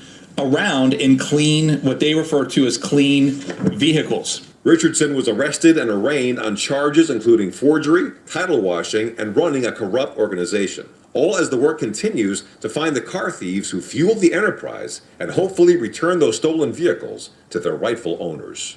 All said, Adam Richardson faces 16 felony counts and 5 misdemeanors. As a result, Richardson was denied bail. 40 years old, 15 charges. All of those cases, he gonna see so much time for that. He probably be getting home when he about 70 years old. That's what I'm talking about. You gonna wait till you get 40 years old to do nonsense like that? Ain't worth it. See what I'm saying? That's why I always say, how much would you take to do this amount of time? Would you take $10 million to do 20 years? I wouldn't. You mess around and pick up enough cans to do that yourself out in the street. Nah, it's not worth it. I'm not doing it. It's not worth it. All money ain't good money. Tell you the truth. Keep on moving forward, you guys. Double tap that screen to get those likes up. We got another man who's been arrested for, woo boy, let's just say it, you guys. I don't even want to say the words. Y'all ready? Wood chipper, meat grinder on slow. What would you do if you walking in a grocery store and you with your child and somebody picks your child up off the ground and starts playing with your child out of nowhere? Or starts, yeah. Oakland Park, I'm gonna let them say it. He needs his ass whooped. I could say that word right now. We've been past 3 minutes, and we've been way past 3 minutes. And guess what? After 3 minutes, we can do. We can cuss. So you know what I'm gonna say? He need his ass whooped. Let's go. Let's get it. killer. A man is behind bars after deputies say he molested a child at an Oakland Park 7-Eleven. Deputies say security footage caught Faustino Gonzalez Lopez groping a 9-year-old girl when her mother was buying ice on Monday. They say he felt her chest and grabbed her buttocks several times. Deputies say Gonzalez Lopez stuck his hand down her shorts and even lifted her off her feet before stopping as he noticed her mother. He now faces several charges like false imprisonment and lewd and lascivious molestation. Oh, man. I'm not playing it again. I hope you guys heard it. I want to pray for the little girl, the mother, and the family, and tell you guys, please, please pay attention to your children whenever in supermarkets, everywhere that they are, because you never know when you might have a creep like that out there that's doing something. Also, you got to let certain ones of them know and see videos like this. Why? Because this is why I'm always on you. This is why I'm telling you don't go too far. Why I'm always telling you to stay next to me. Amen. Let's keep on moving forward, you guys. Let's go. We got to keep on going. What we got right here? This, come on now. Don't play with me, because I can freestyle it. Oh, it's time. I got a question. I think it's enough time. I think I could do it in this amount of time. Yeah, let's do it now. Let me ask you guys a question. Question is, what sort of dish detergent do you use? Just want to know. Dawn, Palmolive, Ajax. I used to use Ajax all the time. What else did I used to use? Let me see. Sometimes I go get that 99 cents cheap dishwashing liquid as well. Not gonna front to you guys. What else? I've used Gain before. Let me see. The little small ones, I've used that one before. What have you guys actually used? Okay, if I was the dad, he wouldn't have made it. See, how many times did you vote for the Epstein guy? Okay, Shannon, Dawn, Dollar Tree brand. I ain't mad at you. Yeah, me too. Spray Dawn, Ivory, Blue Dawn. This is just sad and disgusting. Okay, Dawn, it was sad and disgusting. Fabulous, I'm poor. You said Fabuloso? They got fabulous dishwashing detergent. Dawn, Stranger, Boogotti has no, okay. 3 minutes, cuss past it. Dawn. Sorry, Fabuloso. Dawn, spray soap. Green Dawn, amen. Okay, cool. I want you guys to know something about that. It's not our fault. All we can buy is what they sell us. The only thing that I know is I went to this store the other day, called me out on it. I saw all of these boxes of dishwashing liquid, $2.99 for the big one like this. I'm like, yo, let me get one of those. Brought it back to the crib, put it in the sink, started washing with it. Now, if I'm drinking my tea, the inside of the teacup, my nose is in a teacup, so I'm smelling the detergent. So I'm like, yo, what's up with this? So I made sure I washed it out really, really good, really, really good. Next thing you know, it's still there. I cannot get that smell outside of that cup. Not only that, I tasted it. I tasted the actual dishwashing liquid. I tasted it. Okay, what else you got? You got getting back remnants. Lee Davis. Okay, if someone started. Okay. Method. Don Myers. What up with Don? Let me just say something to you guys. What I'm trying to talk to you about is the residue that's left on the plates, your dishes, and on your pots and pans. There's always a little bit left of the film from what's left over. Why? These are not fresh scents. They're not natural scents. They're not natural fragrances. These fragrances are actually they use the word fragrance as a cover-up, because you can actually use about 3,000 words under the fragrance category to mask what you're actually using when it comes down to dishwashing soap that's not regulated. Probably get like cuticles, get all messed up, really rough on your skin, while you always make sure you wash your hands separately and you make sure you put lotion on afterward. That's because of the harsh chemicals that they're actually putting inside of the dish soap. So here we go. We got 10 dish soap brands to avoid at all costs, and 2 that are clean to use. That's right, you guys. It's time for the health and wellness section right now. I'm getting into it early. I'm going to do it right now. I'm not even going to play around, because this is something that I've been dealing with. And moving forward, it's going to be something that I don't even have the answer for. And even though they have 2 solutions, I still think we need to dig deeper. I'm to the point where I'm thinking we need to steam our food, our plates. Just steam and water. That's it. Keep on moving forward, you guys. Let's go. Get on over here right now. I want you guys to get into this clip right here. And I'm going to break it down to you before we get into it the same way that we always do. We're going to get straight into it. We got 10 of the dish soap brands to avoid at all costs. And then we're going to start it off like this first. Dish soap. The best ones don't just cut through grease, they can tackle all kinds of messes around your home. Consumer Reports reveals how this soapy superhero is the secret weapon hiding in plain sight. Squeeze dish soap onto a sponge. Scrub your plate. Rinse with water. The soap disappears. Clean dishes. Save family. Simple routine. Wrong. The soap doesn't disappear. Residue stays on your plates. Every meal. Every glass. Every fork. You are eating dish soap with every bite. The average American ingests 74 micrograms of dish soap residue daily from improperly rinsed dishes. That's what I'm talking about right there. It's already been determined. They've already looked into it. Now, my concern is, what are they making this dish soap out of? What are the derivatives? What's in it? What's in the ingredients, right? That's what we need to know, because we are ingesting this now, right? The plates, the spoons, the forks. Another issue is the sponges. We respect all political views here. We got the best morning show, best vibes. Happy Wednesday, and that's what Liberty and Justice says. You guys know what to do. Double tap that screen and get those likes up. Rinse with hot water. Ooh, for those sponges. Let me tell you something. There's nothing that we can do to get around it, even when you rinse with hot water. Watch this. Watch this. Every plate, every glass, every fork touching your mouth. 74 micrograms daily, cumulative, building in your system, and nobody regulates what goes in it. The FDA doesn't regulate dish soap. The EPA doesn't test it. No safety studies required. No disclosure mandated. Just colorful bottles promising clean dishes while poisoning your family. 10 brands. What's really in that squeeze? Number 10, Dawn Dish Soap, the Duck Saving Soap. Dawn, Procter & Gamble, Blue Bottle, the dish soap that cleans oil-covered wildlife after spills. If it's gentle enough for baby ducks, it's safe for your family. Wrong. The duck commercials are marketing genius. Dawn donates to wildlife rescue. Volunteers use it on oiled birds. The emotional connection is real. The safe... You get it? The emotional connection? Okay, we give it to the people to clean up the oil birds. So you guys like, I love the birds, so I'm gonna, yeah, because we love the animals, right? They're playing on us, y'all.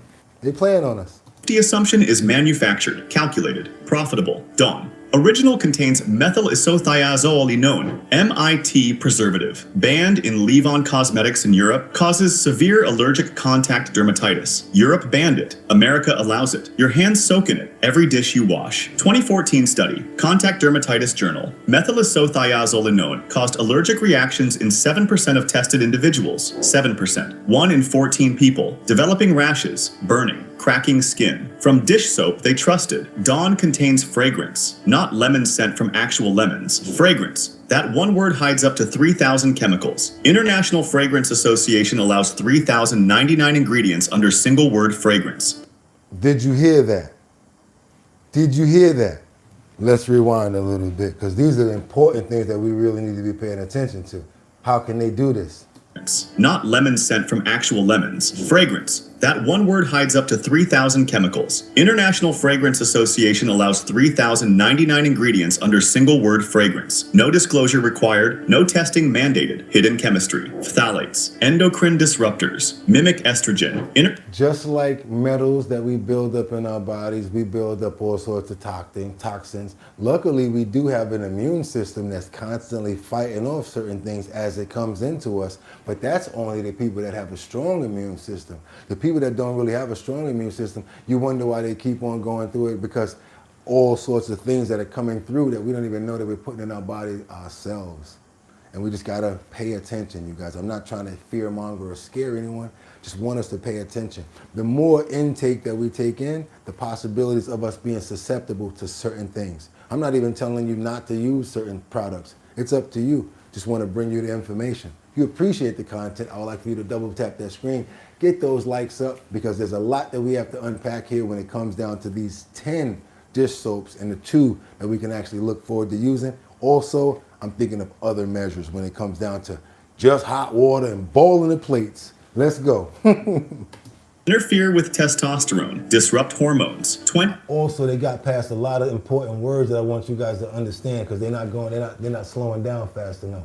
slowing down. They're not slowing down for you. People developing rashes, burning, cracking skin. From dish soap they trusted, Dawn contains fragrance, not lemon scent from actual lemons. Fragrance. That one word hides up to 3,000 chemicals. International Fragrance Association allows 3,099 ingredients under single word fragrance. No disclosure required, no testing mandated. Hidden chemistry, phthalates, endocrine disruptors. Endocrine disruptors.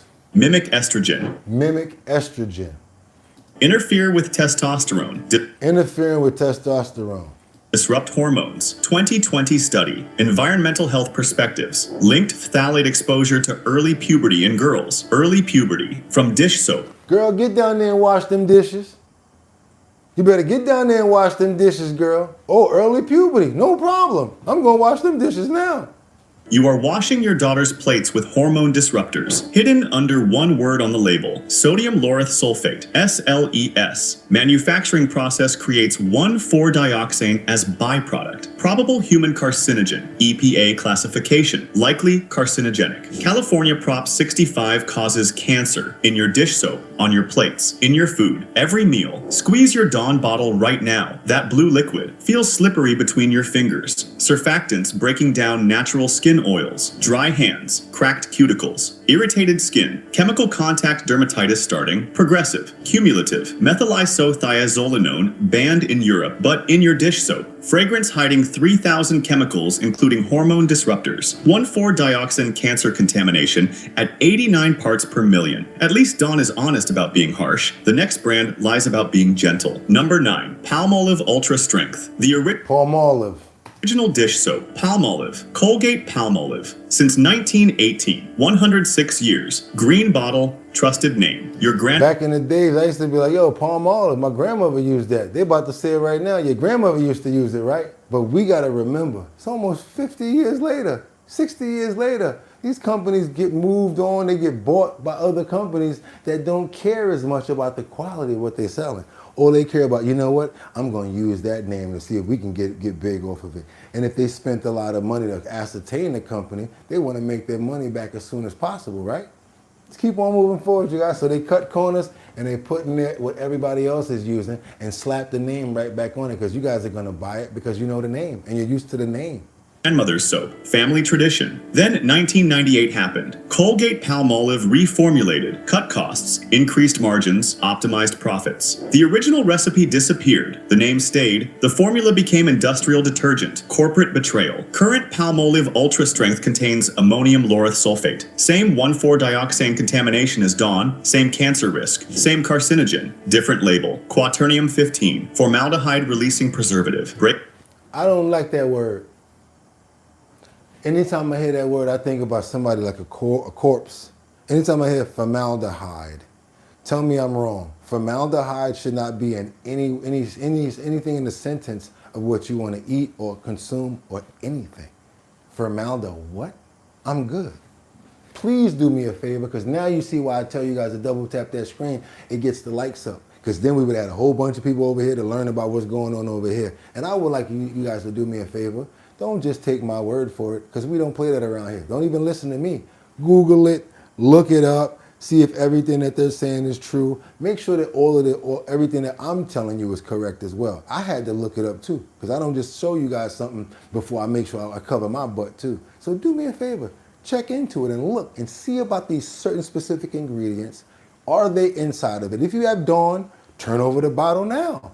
That's all I'm asking. Let's keep on going. Breaks down over time, releases formaldehyde gas.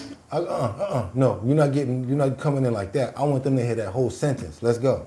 1,4-dioxane contamination is Dawn, same cancer risk, same carcinogen, different label. Quaternium 15, formaldehyde releasing preservative. Breaks down over time, releases formaldehyde gas into your kitchen air while you wash dishes, while your kids do homework at the table, while your pets eat from bowls washed in this soap. Formaldehyde, known human carcinogen. National Toxicology Program classification. Group 1 carcinogen. Same category as asbestos. In your dish soap, in your air, in your lungs. 2016 study. So now we do need those HEPA filters. I'm gonna ask, now I'm thinking like, yo, do they got a HEPA filter that fights against this right here? Because I didn't even know about this. Formaldehyde in the air. Environmental science and technology found formaldehyde-releasing preservatives in dish soap increased indoor air. Formaldehyde levels by 43%. 43%. Your dish soap is making your home air toxic, measurably, significantly. The pH is 10.5. Human skin pH is 5.5. 5-point difference. You're washing. So when you're saying you get rashes and it's making you break out, it's because it's too strong. It's not supposed to be on your hands like that. They call it dish soap, but I guess you're not supposed to use your hands. I guess that's why it makes sense to use the gloves and why a lot of people use gloves when they're washing dishes. See how certain things just start to make sense after a while? Wow, just learn something. Yeah, and think about people that wash dishes all day. That's why they wear the gloves too. Dishes with alkaline solution that strips protective skin barrier, destroys natural oils, damages skin structure. Dermatologists treating chronic hand eczema ask. Somebody said I use Dawn to wash my vehicles. I know somebody that don't use nothing but Joy to wash their vehicles, and it ain't no joke on washing vehicles. That's why we should, I'm talking about take off grease and everything. Be careful, what are we doing washing with this stuff? Why can't we just, I know it sound nasty, rinse it with hot water and try to boil it. Maybe put some hot water in and boil it and get everything out. One question first. What dish soap do you use? Palmolive appears on that list constantly. Pattern, causation, damage. Open your Palmolive bottle right now. Smell that fresh scent. Synthetic fragrance. Covering chemical base smell. Masking reality. Pour it on a sponge. Watch how it doesn't rinse clean. Slippery residue persists, clings. That residue stays on your dishes. You eat it daily. Formaldehyde-releasing preservatives, creating toxic home air. pH 10.5 destroying skin barrier. 1,4-dioxane contamination undisclosed. 106-year reputation exploited. At least Palmolive has long history. The next brand is corporate dishonesty repackaged. Comment below if you've been using Dawn or Palmolive for years without realizing they contain cancer-causing contaminants and hormone disruptors. Number 8, Ajax Dish Liquid, the budget option. Ajax. I get caught out with the same one in their hand right now. I am admitting it massive times. I got caught out with this. 99-cent stores right there. Colgate Palmolive, orange bottle, 99 cents for 25 ounces. The soap for families stretching budgets. Penny pinching, economy choice. That price should trigger alarm, quality dish soap. Ingredients cost money. Surfactants, preservatives, thickeners, production, packaging, distribution, retail markup. Every step costs. How does Ajax sell for 99 cents in profit? Where's the margin? Cheapest possible ingredients. Ajax contains sodium lauryl sulfate, SLS. Harshest surfactant approved for consumer use. Industrial degreaser, engine cleaner. Rebranded as dish soap. Same chemical, different bottle. 2015 study. International Journal of Toxicology. That's why it's so good at cleaning oil off of cars and soot and all of that. LS caused significant skin irritation in 82% of study participants. 82%. Not rare sensitivity. Not occasional reaction. Majority harm. Predictable damage. Ajax contains colorants. The ingredient list says colorants. Period. Doesn't specify which dyes. Doesn't name chemicals. Doesn't disclose sources. Industrial food dyes? Synthetic coal tar derivatives? Banned European colorants? No disclosure required. No safety data available. Nothing. Industrial dyes. On your plates. In your mouth, in your water glass. Because they don't have to. Remember, it's dishwashing soap. FDA and nobody regulates soap. Name unknown. Safety unknown. Testing unknown. Just the word colorants and blind trust. The bottle design is deceptive. Large bottle. Looks substantial. Mostly water. The actual surfactant concentration is minimal. Diluted. Weak. You use 3 times as much Ajax as quality brands to achieve same cleaning. You think you're saving money. Math says otherwise. You're buying water with chemicals. Pour Ajax on a sponge right now. Watch how thin it is. Watery. Runny. No viscosity. Diluted industrial cleaner. Cheap because weak. Harsh because it compensates with aggressive surfactants. Maximum irritation. Minimum effectiveness. Next brand lies about being natural. Go to your sink right now. Check every bottle. Look for fragrance in ingredients. That single word hides thousands of untested chemicals. Touching your food. Entering your body. Number 6. 7th generation dish. Liquid the Green brand. 7th generation. Started 1988. Vermont roots. Environmental mission. Plant-based ingredients. The soap for conscious consumers. $4.99. Premium green pricing. Then 2015 happened. You could be universally loved and still. This is blowing my mind too, y'all. Let's keep going. Let's keep going. Oh man, come on now. All right, let's go. Unilever acquired seventh generation, $700 million. Corporate ownership, multinational conglomerate. Everything changed overnight. Green marketing intensified. Advertising increased. Ingredients deteriorated. Quality declined. Mission abandoned. Seventh generation free and clear contains sodium lauryl sulfoglucose. Same thing. Sounds plant-based. Sounds gentle. Sounds natural. Neither. Derived from glucose initially, then processed heavily with sulfuric acid, industrial acid treatment. 2018 study, contact dermatitis, found sodium lauryl sulfoglucose caused irritation rates similar to sodium lauryl sulfate. Similar rates, similar damage. Plant origin does not reduce harshness. Chemistry determines harshness. Molecular structure determines irritation. The plant label is decoration, marketing, deception. Contains phenoxyethanol, synthetic preservative, nothing natural. Hold on, I gotta rewind because I forgot this one. I ain't want to get past this. Barrier in 82%. Undisclosed colorants on every dish. Now think about our lettuce and tomatoes and stuff. It's touching right on the plate. We gotta pay attention to this.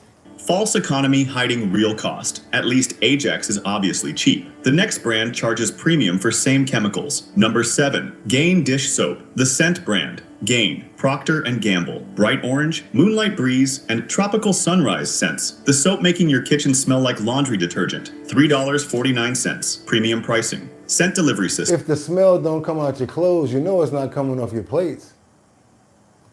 Gain exists for one purpose, fragrance. Everything else is secondary. Cleaning is adequate. Safety is ignored. Scent is everything. Gain contains more fragrance than any other brand tested. 2019 analysis. Environmental Working Group. Found fragrance at 3.2% by weight. Most soaps use 0.5%. Industry standard. Gain uses 6 times more. 6 times the chemicals. 6 times the exposure. Those chemicals do not rinse away. 2017 study. Environmental health. Tested residue on dishes washed with heavily fragranced detergents. Found fragrance chemical residue on 91% of tested dishes after standard rinsing. Standard technique, normal water temperature, 91%. You rinse thoroughly, the chemicals stay. You dry the dish, the chemicals remain. You eat from the plate, the chemicals transfer. Direct ingestion, every meal, every snack. You're eating Moonlight Breeze, your children drinking Tropical Sunrise. Those aren't flavors, they're industrial fragrance compounds, phthalates, synthetic musks, volatile organic compounds. I'm gonna let somebody be my co-host right now that you are. Just so you guys know, you are the co-host, I'm the host. So since you just threw the ball up in the air,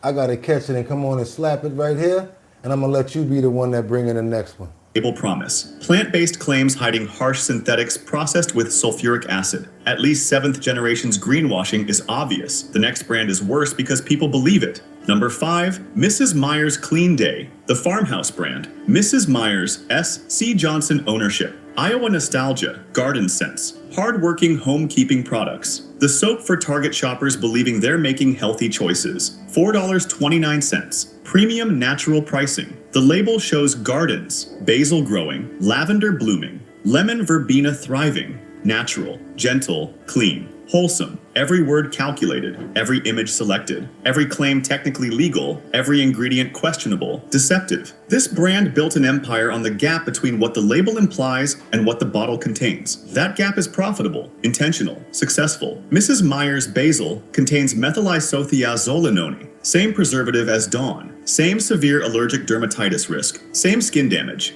But Dawn doesn't claim natural, doesn't pretend wholesome, doesn't show gardens. Mrs. Meyer's does. That makes deception worse. Calculated, predatory, contains fragrance, massive amounts, concentrated. Basil scent isn't from basil plants, not from herbs, not from gardens. Fragrance chemicals formulated in laboratories to smell like basil idea, consumer expectation, synthetic linalool, chemical limonene, laboratory geraniol, all allergens, all sensitizers, all hidden under single word fragrance. The European Union requires disclosure of 20... Again, this is why I ask you guys to double tap the screen and get the likes up. Because I know that y'all gonna be saying, but wouldn't you want more people to be able to see this, to know about it?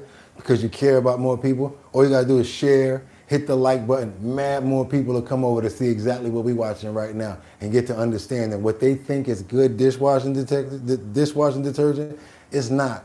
I gotta be a little careful because I don't want these brands coming at me because I know how strong they are, but I got no choice but to let you guys know what's going on out here.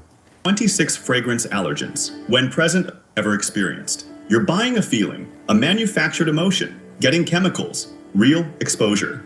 At least Mrs. Myers targets adults who can choose. The next brand exploits regulatory loopholes. Number 4. Method dish soap. The modern green brand, Method. Stylish bottles, sleek design, pump dispensers, pink grapefruit scent. People Against Dirty tagline. The soap for minimalist kitchens. Design-conscious consumers. $4.49. Method started as indie green brand. 2001. San Francisco. Real mission. Genuine ingredients. Better formulas. Design-forward packaging attracted style-conscious consumers. Sales exploded. Success bred acquisition. Then 2012 happened. SRC Johnson acquired Method, maker of Windex. SC Johnson stepped in. You guys are doing pretty good over there. Let me see how the companies do it.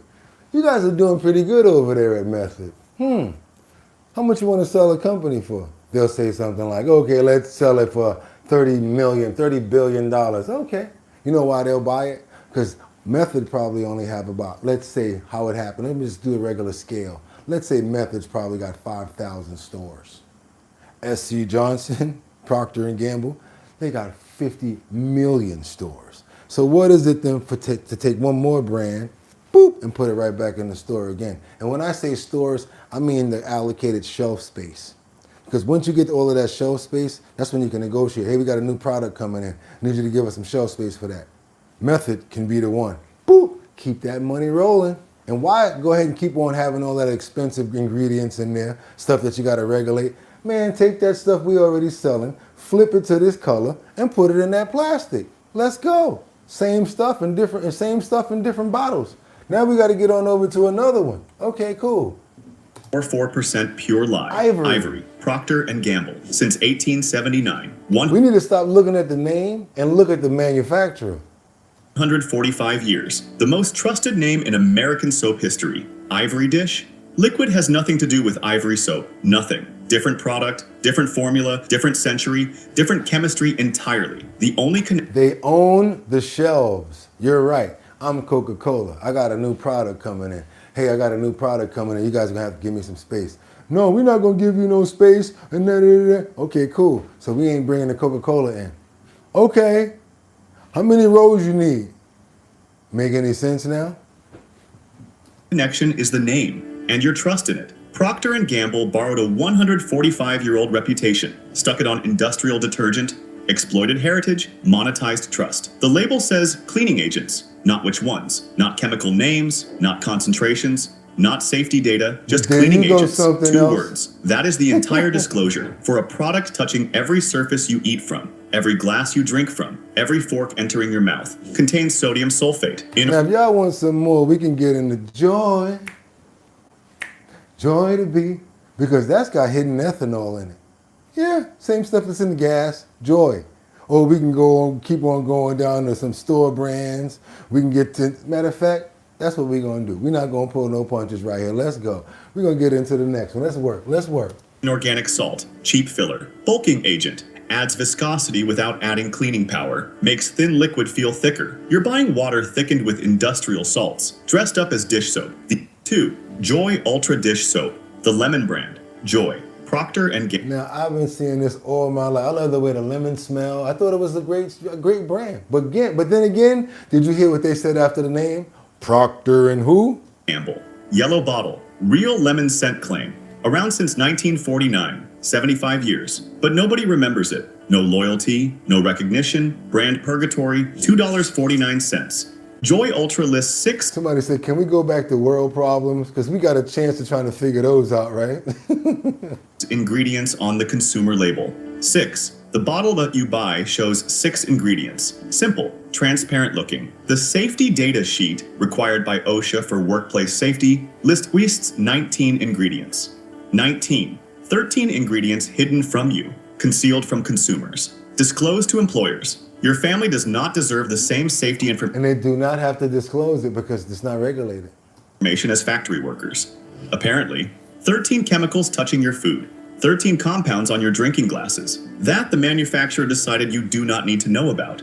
They decided. You didn't. But OSHA decided workers do need to know. Workers get disclosure. You don't. That's the system. Hidden ingredients include ethanol, alcohol, industrial solvent, at concentrations requiring... You putting solvent. solvent on your dishes. Workplace disclosure, requiring safety warnings for employees, but not for consumers, not for families. You're denied. At least Joy is mediocre consistently. The next brand is dangerous inconsistency. Number 1, store. Brand dish soap. The generic. Great value at Walmart. Kroger brand. Safeway Select. Target Up and Up. Every chain has one. White bottles, basic labels, generic design, cheapest option. 99 cents to $1.49. If it's cheap, that does not mean it's good. Trust me. Do me a favor, I really would appreciate it. Can we double tap that screen to get those likes up? Really would appreciate it because more people, y'all agree with me now? Do more people need to know about this? Would you like your sister, your moms, or your brother? You might be wanting to text somebody like, yo, look at this little video clip real quick before you bust another load of dishes. Serious talk. You know why? Because it's gathering. You're going to get that carcinogen from this. You're going to eat some crackers that might get that. Eat something over here might get this. We need to be paying attention to the levels of whatevers are going into our bodies. I need to be able to get like a little, hell with a thermometer. We need to be able to put something in our mouth to be like, okay, these are the high level of chemicals that you got going in your body right now and how to get rid of them. And just go ahead and do a straight up cleaning, a cleansing. We need it, trust me. Budget choice. Store brand is contract manufacturing chaos. Walmart doesn't make soap, doesn't operate chemical plants. Target doesn't manufacture detergents, doesn't formulate products. They contract with lowest bidder. No, the problem with the real cheap ones is they use whatever. They reuse whatever. But then again, I see what you're saying. But then I bought that crap in the kitchen for cheap. I can't even get it off my dishes, thinking like that. So I'm just telling you the truth. Each quarter. Supplier rotates. Formula changes. Quality varies. Only constant is store label. Everything else negotiable. I bought store brand dish soap from 4 chains. Over 3 months. Different purchasing dates. Same lemon fresh scent claim on all bottles. 4 completely different products inside. Walmart. Great value. Floor cleaner smell. Chemical. Harsh. Kroger brand. Overpowering fake lemon. Artificial. Intense. Target Up and Up. Chemical odor under the scent. Masked poorly. Satsu Safeway. Select. All right, it's time to get into the safe ones now. I had enough of this. Let's get into the safe ones, you guys, and see what we can do about that. Thinking all soap is the same and realizing you've been playing chemical roulette with your family's health every quarter? Hit subscribe. 10 dish soap brands. 10 systematic failures. Methylisothiazolinone causing dermatitis in 7%. 1,4-dioxane contamination at 89 parts per million. Formaldehyde gas increasing indoor air levels 43%. Fragrance residue on 91% of rinsed dishes. SLS irritating 82% of users. Free and clear containing fragrance despite label. So if you smell it on your dishes, it's still got that fragrance in it, and it's over 3,000 different chemicals that's probably under that. So if you smell it on your dishes, of course it's not good. You know that. Y'all know better than that. Allergen of the Year ingredients featured. 13 hidden ingredients. 43 VOs including benzene. Rotating manufacturers monthly, creating inconsistency. Your dish soap has been poisoning you. Systematically, profitably, legally. But clean soap exists. Brands with disclosed ingredients. Every single one. Companies testing every batch. Third-party verification. Formulas using ingredients you can research, pronounce, understand. Soap that cleans dishes without coat. Can we get those likes up? I really would appreciate it. We got 400. I like to get it to 5, and I think we can do it. Come on, you guys. Stop being cheap. Matter of fact, give me all the money in your pockets. Give it to me right now. No, I'm just kidding, you guys. But I would appreciate it if you can subscribe to the channel already. And again, it's free to like. All you got to do is double tap that screen. What's that other thing you say, Liberty? Hit those 3 buttons and do what? Let them know for me. I need you to hit them off and let them know how they can do that. Also, if you have not subscribed to the channel, what are you waiting for? And it's only, what, $2.99 to become a member and be here every month. And you could have went out there and been at the parade with us. And yes, members only section is coming soon, you guys. So when you see those headers up, then you're like, oh, I want to watch this video. It's going to be only for members. We got a nice couple of videos that we're going to be doing exclusive interviews, and it's only going to be for members only. Let's go, you guys. Let's get the safe brands out. Coating them in toxins, without releasing formaldehyde, without hiding chemicals. Here are the 2 brands actually safe for your family. Safe. Pick number 1, Branch Basics Concentrate. There's only one And you already know it's going to be a little bit expensive or hard to find. So that's why I told you in the beginning. That's why I told you in the beginning. I really don't know what to say when it comes down to the safe ones. I'm looking at methods now. Minnesota, Marilee Nelson and Kelly Love, two mothers, both developed chemical sensitivities after toxic exposures. Conventional products hospitalized them repeatedly. Founded Branch Basics 2013 because they needed dish soap that wouldn't hospitalize them. Necessity drove innovation. 4 ingredients total: water, decyl glucoside, cocoa glucoside, chamomile extract. That's everything. All plant-derived, all safe, all disclosed, no secrets. Third-party testing confirms safety. And I'm all for you guys making your own soaps at this point, to be honest with you. Every batch tested. No 1,4-dioxane detected. No formaldehyde. No phthalates. No hormone disruptors. Clean results published. On website. Updated quarterly. Branch Basics publishes full sourcing. Lists which farms grow coconuts. Which facilities extract glucosides. Which labs test finished product. Complete transparency. Dishes rinsed completely clean. No residue. No film. No slippery feeling. Just clean. Hands don't dry out. No rashes. No irritation. $39 for concentrate. Makes 15 bottles equivalent. Cost. Okay, so it's a concentrate and you make your own. Okay. Per use lower than Dawn. Available branchbasics.com. Safe pick number 2. Eco slippery feeling. Just clean. Hands don't dry out. No rashes. No irritation. $39 for concentrate. Makes 15 bottles equivalent. Cost per use lower than Dawn. Available branchbasics.com. Safe pick number 2. Eco's Dish Soap, California. Since 1967, 57 years. Ecos, earth-friendly products. Family-owned entire time. Never sold to corporate interests. Never acquired. Independent, carbon-neutral manufacturing. Plant-derived surfactants only. No SLS, no SLES, no petroleum derivatives, decyl glucoside and lauryl glucoside. Gentle coconut-based chemistry. USD certified bio-based product. Government verification, not self-certification. Requires minimum 97% plant-based. People that are asking the questions, like smart question too, like for instance, instead of Ivory dish soap, what about the Ivory bar? That's a good question. I would just look at both ingredients because now you're starting to make me think, is the same dish soap probably the same thing that they put in the bars? Gonna make me go look into that. Eco succeeds. 99%. Free and clear version actually free and clear. Truly fragrant. That's why they say there's no such thing as a stupid question, because you make another thing happen with the question. Fragrance free.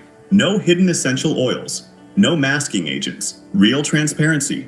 Made in carbon neutral facilities. Solar powered. Water recycling. Zero waste to landfill. Environmental claims verified. Published publicly. $3.49 for 25 ounces. Available Target, Whole Foods, natural stores. It's not that expensive to get the right stuff, you guys. We just got to be diligent and go find it. I know it's really convenient at the convenience stores, but we got to get out there and really be on our jobs because we got all of these different elements that's coming at us that's crazy every day. Nationwide. Mainstream accessibility. 10 dish soaps. 10 failures. Go under your sink right now. Read every label. Looks for methylisothiazolinone. Look for fragrance. Look for sodium lauryl sulfate. And I'll wait. That's right. I want to know how many people in here right now. Go ahead to the kitchen real quick. Can one person do that for me? Can one person verify any of these ingredients in some Dawn soap? That's if you have Dawn dish soap. I want you guys to do it because it feels more interactive. They're like, we're really doing something together. We're working with each other. It's not just me all doing it by myself. I want to know if you guys have any Dawn. Love you too, Father, Faith, Lover, Fear Baby, and I hope you appreciated the show. I want to know, you have Dawn? If you got a chance, go look at the back of it and let me know if you see any of these ingredients right there. But the bus just got here. Oh, I'm sorry about that. But you know what? We did our thing. But when you get back, you'll be able to do it if you want to rewind this video. Anybody got a chance? Anybody can do it. Let me know if you guys have a chance. Yes, I quit buying all of the bar soaps for sure. I went to a place called Rosie and it had completely natural ingredients. I can't find any more since I moved. Damn, that's crazy. Thank you so much, Cinnamon. Thank you so much for looking right now. There's an app called Yuka that lets you scan and search products and its quality and safety core risks. That's right. It's called Yuka, Y-U-K-A. Thanks for letting us know that. That's an app. Thank you for putting the news out here, my man. It's good to get educated. That's why I do this right here. That's why we do it. And if you guys have any ideas like this that you want to send into the show for me to cover, as long as it's nobody else's show, you can send them ideas into bridgethisllc@gmail.com. That is bridgethisllc@gmail.com. bridgethisllc@gmail.com. Collective, you might be right. I have a power wash. Might just use hot water and just steam the plates, right? Yep, I'm looking at the couple of them all, and I don't have Dawn. I got some cheap-ish, probably even worse, sorry to say it. Dawn has the ingredients, large and easy to read. Which ingredients does it say? It's cinnamon. Okay, we got to keep on moving forward. You guys still put the information in there. Move her to Denmark. They don't put poison in. Yeah, I know. Let's keep on going, you guys. Let's go. I got more for you right now, but again, let me get this out to you because I want you to know what the video is, right?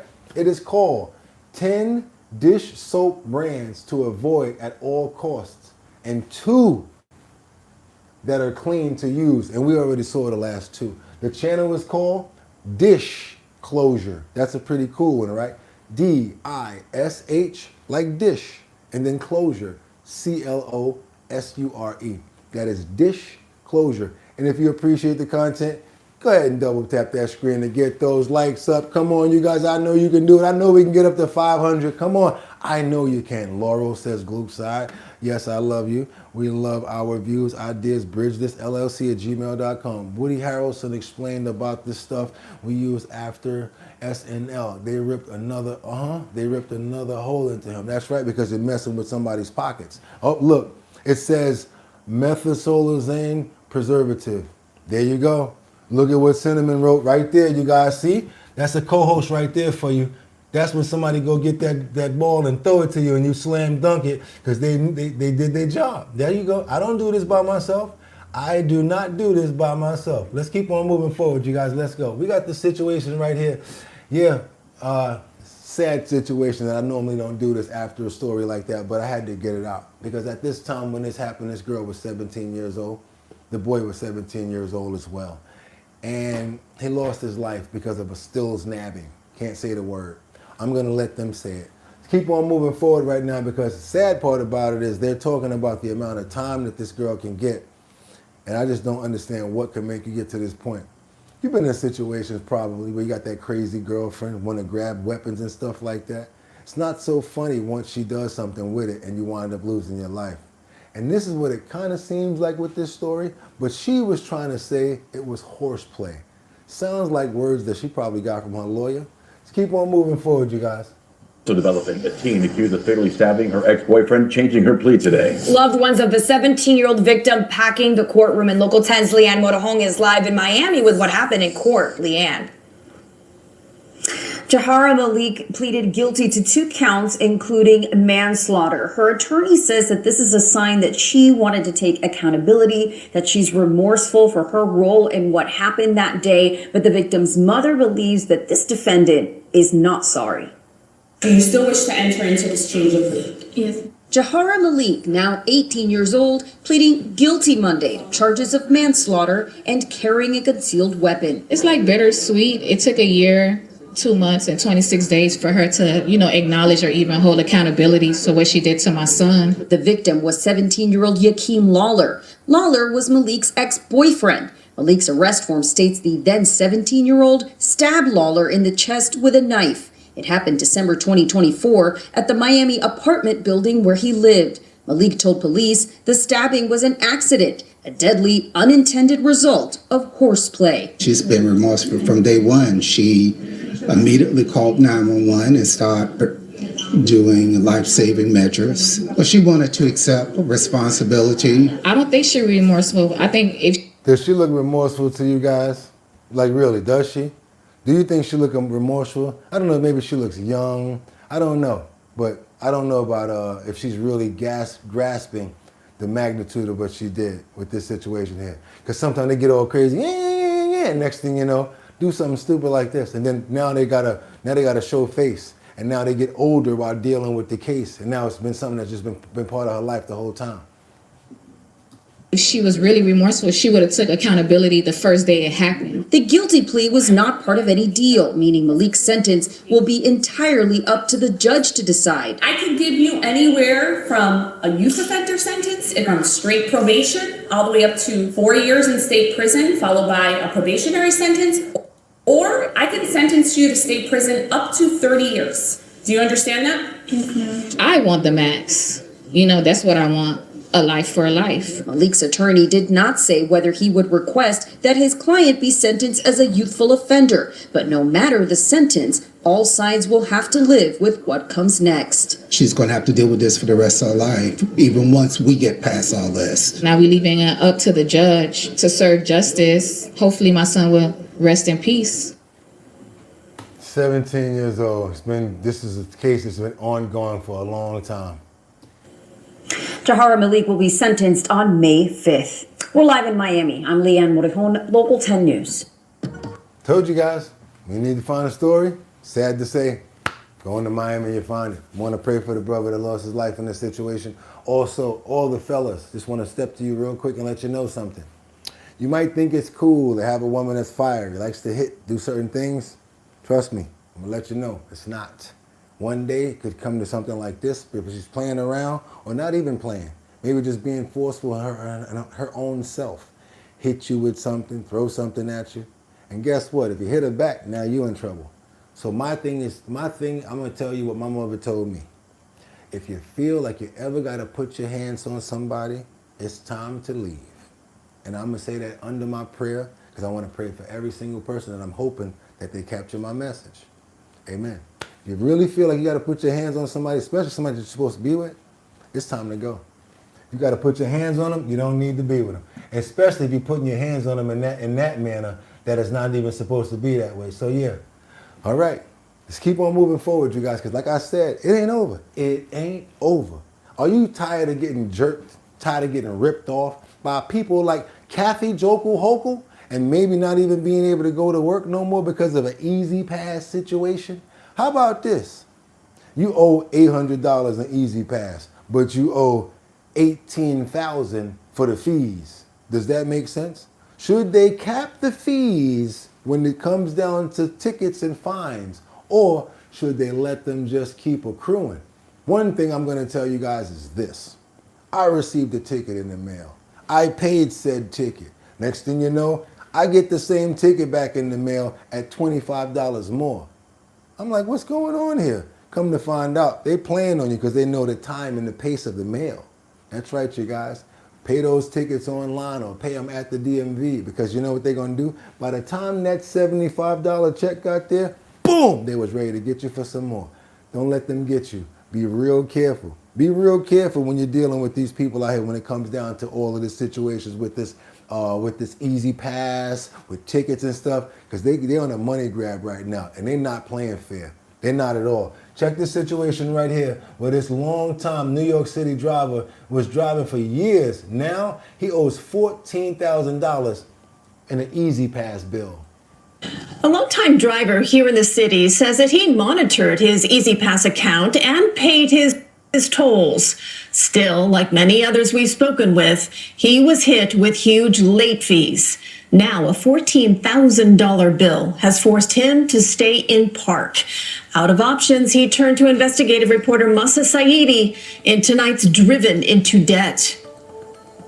As drivers, yeah, we have to be on top of it, but I was on top of it paying my toll bills. Louis Corcoran has been a professional driver more than a decade. A husband and father, driving is how he supports his... I'm telling you, they're getting us in New York, you guys. I'm just going to break it down real quick for you. If you live in the city of New York and you go past 59th Street to go to 60th Street, that costs $9. The way that they make you pay that $9 is by a photo on your plate, but they recommend that you have an Easy Pass so that they can hit your Easy Pass as you cross over. Doesn't matter what avenues, they have the cameras up. If you do not have an Easy Pass, for you, it's going to be $14 just to pass that one street. If you live on 57th, too bad. Don't go up on 60th Street at a certain time because you're going to get rocked. And I'm talking about any avenue. Anyone. Yeah. So they're talking about ripping people off, right?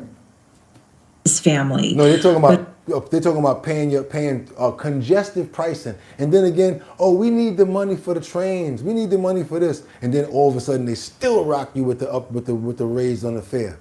His car has been parked since February 9th, the day the DMV suspended his registration for failing to pay tolls, fees, or other charges, as reported by the MTA. Corcoran has now gone more than a month without a paycheck. I have 4 girls, and this is how I, support them. The DMV suspension unit emailed Corcoran this breakdown. It states he owes the MTA about $2,000 in tolls and nearly $12,000 in fees. The fees are more than 5 times the tolls, bringing the grand total to $14,000. You think that's fair? When I heard the amount, there was no words. Like, I just hung up the phone and started just thinking, where would I get the money from? Corcoran says he did receive some notices, but thought they were for tolls he'd already paid through the app. Does it make a difference? Please correct me. Yeah, professional, I'm gonna read that. I thought it was entering below 60th Street, not leaving. Why wouldn't it be? Why wouldn't it be? They got the tolls at every entrance. If you try to come across the George, they bang you. If you try to come across the Queensbridge, they bang you. They got them at every single one now for congestive. Anything that's lower, you're right. Anything below 60th Street, you're right about that. But I think it's coming and going. I think it's both ways. He questions why his transponder appears to work at some tolls, but not others. Why wasn't it reading it here, but then it actually started reading here? He wasn't aware that he had about $2,000 in tolls dating back for years and years. We asked the MTA detailed questions about Corcoran's account, including how the fees grew so large, all without him knowing. The MTA did not answer a single question. Instead, a spokesman said people who pay their tolls don't pay fines. But Corcoran's story is not unique. Our series, Driven into Debt, reveals a pattern. Drivers who believe they're paying tolls, then one day they get a DMV suspension notice and a bill they never saw coming. Somebody said they went cashless and they started to scamming the people. I got hit yesterday, y'all, out of nowhere. Spectrum. I'm over here I'm doing some work, about to go outside. All of a sudden, bing! Thank you for your payment. I'm like, what payment? $350 for some sort of extender box, Wi-Fi extender box. I'm like, what? I was on the phone for a dumb long time, coming to find out they was like, oh, we made a mistake. We were supposed to send you that for free, and we wasn't supposed to charge you. I said, okay, so since you took the $350 off my account, can you send me the money back? Oh, I gotta send you to another department, because I don't handle that. Boom, she sends me to the other department. Don't tell them nothing. So boom, I'm on the phone waiting. As soon as I get to that person, they don't know they asked from the elbow. I gotta tell them what's going on. Now I gotta explain everything. 15 minutes just explaining. Then they finally say, okay, hold on a minute. Then they look, oh, wait a minute. We were supposed to send you that for free. I said, okay, cool, no problem. I ain't even riffing with you. Even though I've been on the phone for 45 minutes, can I just get a refund? I gotta send you to another department for that, because I don't handle that. I go talk to them, another 15 minutes, 20 minutes. They say, oh, we're gonna have to look into this, and we may credit the account. I said, what, you may credit the account? You took $350 out of off my debit card, and you telling me you're gonna credit my account? What, like take money off as my bill comes in? You holding my money now?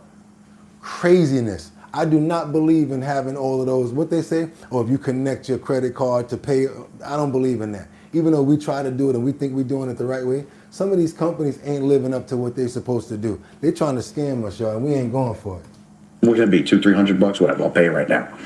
I bring it up, $25,000. These are late fees, things that I was never notified about. I'm adding money every week, so why would I not pay attention to this, except for that I didn't know about it? Frustrated toll payer. They made a deal with you. Made a deal with me. Then you call and they take it back. They take it back. The MTA's response to all that? They call it willful, persistent toll evasion. The agency says it, quote, continues to be perplexed by our coverage. To me, that is just sheer, not caring. Hell with the $5 for not having auto pay connected. hell with it. I'm about to go to the bank today and be like, look here, I lost my debit card. I'm gonna wait the week to get another debit card, and this way when all of these fees start pinging and coming at me, I'm gonna know which one I wanna connect back up. Whoever was trying to get over on me, you're out of here. Handle it how you gotta handle it. About people. The MTA notes its fees are legal, citing various court cases. But State Assembly member Mike Riley is trying to change that, introducing a bill to cap fees that he says are crippling his constituents. I mean, even though something is legal doesn't necessarily mean it's the right thing to do, right? That just means that we haven't passed my legislation to cap what they can charge. But for now, no law can save Corcoran. He says when he tried to make a deal, the MTA offered to settle for roughly $8,000, but only if he paid by the end of the day. Corcoran didn't have the money then. He says he has even less now. I just want people to come together and speak out. I'm not the first, and I probably won't be the last. This man got 3 daughters, and he was using that. That was his ways to get around. He was a delivery driver. While the MTA's fees can reach tens of thousands, another tolling authority, the New York State Thruway's fees, max out at $600 a year. Again, Corcoran is trying to get a discount on the fees. He's going to pay all of the tolls. Some people get up to 80% off, but KJ, as we've been reporting, who gets a deal or why, the MTA will not say. No rhyme or reason there. You also talked about an advocate in one of your prior reports. What about that person now? I think you guys check your accounts, make sure people are not ripping you off, all that auto pay stuff, be careful, especially if you own a company. The reason I'm saying is because if you own a company, they're gonna assume that you're not paying attention. Oh, it's another bill that we gotta take care of. Nobody wanna go back and forth. It's only a couple of $100. Oh yeah? It's a couple of $100. You're gonna give me my money back because I'm calling y'all when I get off. As soon as I finish this, hey, I wanna make sure that you guys sent that money back yesterday and what's going on with it? Talking about some credit. How dare you tell me you're gonna credit the account? The bill is $80 a month. You took $350 from me. What do you mean you're gonna credit the account? That doesn't make sense to me. Let's keep on going, you guys. I'm not playing around, and I'm talking about my money right now, so you know I'm not playing. I don't know how you guys have a mixed emotions or something about this story right here, but somebody sent me this story in, and I want you guys to look at it, because sometimes I take stories from my people. Yes, you might send me a story in, and you might be interested. So we got Paris Hilton here. She's got some very strong feelings about a certain community. Check this out, you guys. And it's this dude's clip, so I'm gonna give him props. Who's this? Global Mind Apparel. There you go, bro. Thank you. Paris Hilton is going viral all because she has some very strong feelings towards the Down syndrome community. And there's one particular member of this community that is being dramatically affected by this whole situation. In case you don't know who Paris Hilton is, she's part of the Hilton hotel chain family. She was a reality TV star, and she has several successful brands. Madison Telvin is a Canadian actress with Down syndrome. She had a campaign called Assume That I Can, which encouraged people to stop placing people with Down syndrome in a box and assuming that they can't do certain things because of their condition. This campaign got over 150 million views, and it was even entered into a film festival. She also has a successful podcast called 21 Questions, where she sits down with celebrities and has meaningful conversations. The title of the podcast is a nod to the fact that people with Down syndrome have 21 extra chromosomes. In 2021, Paris Hilton launched a media company called 1111 Media to amplify the voices of underserved communities and to shine a light on those communities that are underrepresented. Based on stats, only 2.4% of actors in top films have a disability, and this is a number that hasn't changed in decades. Paris and Madison hope to change that with their partnership. Paris's goal was to create a platform that amplified the voices of certain communities and to give them an opportunity to show their true talent. I think this is incredible. This whole story is all about inclusivity, and I love everything about it. Big shout out to Paris Hilton. Shout out to Madison Telvin. This is a real dope story to me. Thank you for showing me the story, for me to be able to get that. I appreciate you guys for sending in stories like that. That's what I'm talking about, you. I don't just look at this stuff. I look at it and then I bring it right back to you. That was nice, wasn't that? You see that? You guys, don't stop sending me in clips. I might just do a whole clip show one day with all your videos. You want one more? I'm going to do one more just for you. You know how we really got to do it, right? Come on now. This pity and the grandfather, he didn't really want no pit bull. He was like, man, you get that dog out of here. I don't want that dog. I got other dogs. Next thing you know one thing. If you ever dealt with a pit bull or a pity or a pit bull terrier or a Staffordshire, that is one dog that you're not going to be able to ignore. You're going to fall in love with that dog no matter what. You know why? Because they just lovable. They're going to stare at you. They're going to bully you into getting all your food. They're going to follow you into the bathroom. They may take up part of your bed. But guess what? Every time you walk through that door, they're going to act like the first time they ever saw you. And I don't know, some people, that feeling after a hard day's work is priceless. Come on, you guys. Let's get into the love that these guys have for each other. After this rescue pity, he wins Grandpa over to actually let him stay. Doesn't like when Grandpa's on the phone. Polo? He doesn't like when Grandpa's on the phone. He wants his complete, undivided attention. And when you want to know what bully means, this is part of what bully means. No. Polo absolutely prefers my dad over me. Yes, part of the bed. Come home, Polo will stand up, he'll wiggle. When my dad gets home, Polo just goes crazy. Let me tell you something about that tail. That tail can give you a serious whelp on your leg if you get too close to it. I'm surprised that they can't take flight with how fast them tails be going. He just cannot get to him soon enough.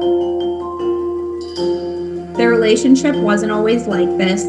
I was visiting Alabama and we were driving by and I saw a dog just lying on the side of the road.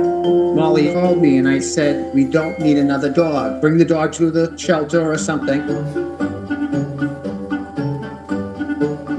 We don't need another dog. Bring that dog to a shelter. Because you know what happened once you see it. Get that dog out of here. Well, let me give it a bath first and give it some water. That dog come in there and lick you one time. You're like, so where you going with the dog now? Where you planning? Yeah, now all of a sudden you want the dog, right? Y'all know y'all seen people like this before. And once they fall asleep and you looking at them like this, man, you know that dog ain't going nowhere. And you let that kid go in there talking about, can we keep it?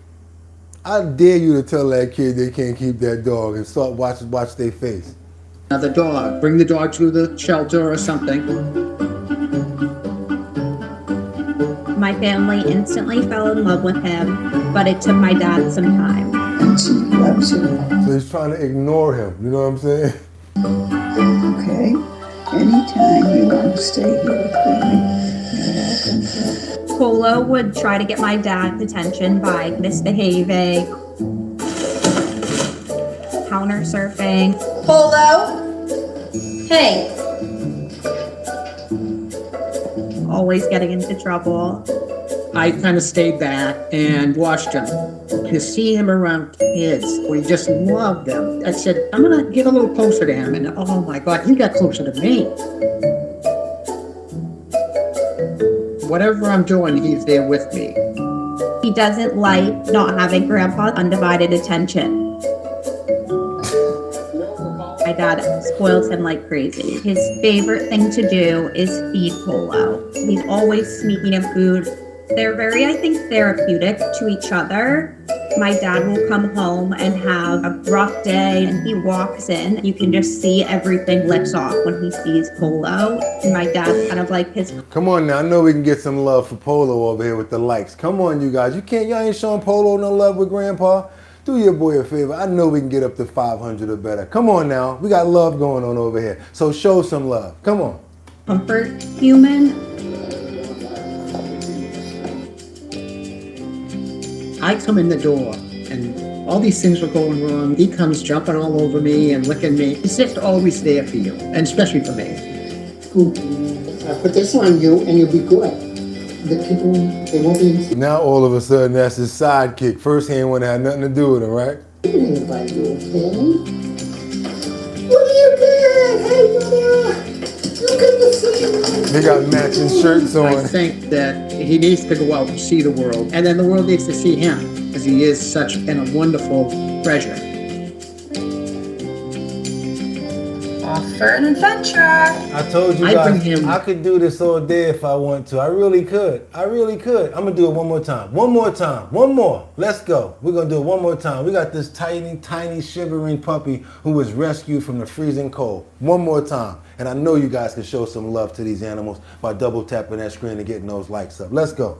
I'm gonna hit you up, yeah? I'm gonna hit you up. I've never touched a puppy that cold.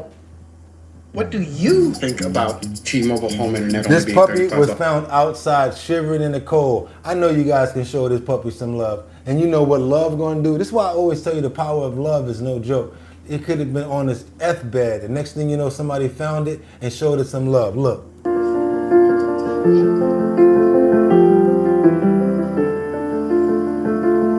Was left outside, but this was her reaction as she started to warm up. It was a very rainy day, particularly cold. Oh my God, puppy, I've got you. It's okay. I've got you. I was like, okay, this is not good. It's freezing cold. Her whole body was just shivering, soaking wet. She was ice cold. I've got you. You don't need to shake me.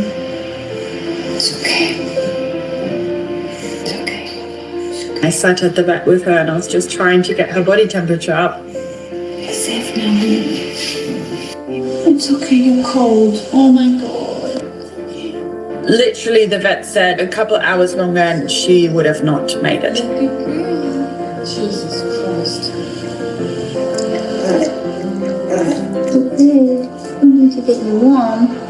I went back to where I rescued her after I dropped her off just to make sure there's no other puppies. And the people there told me, there's the mom, so I spotted the mom.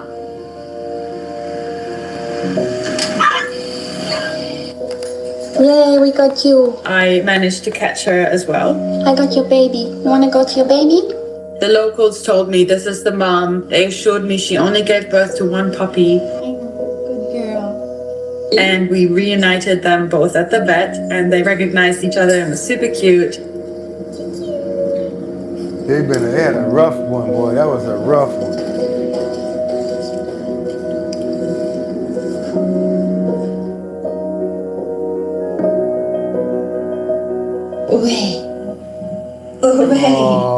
Who's this?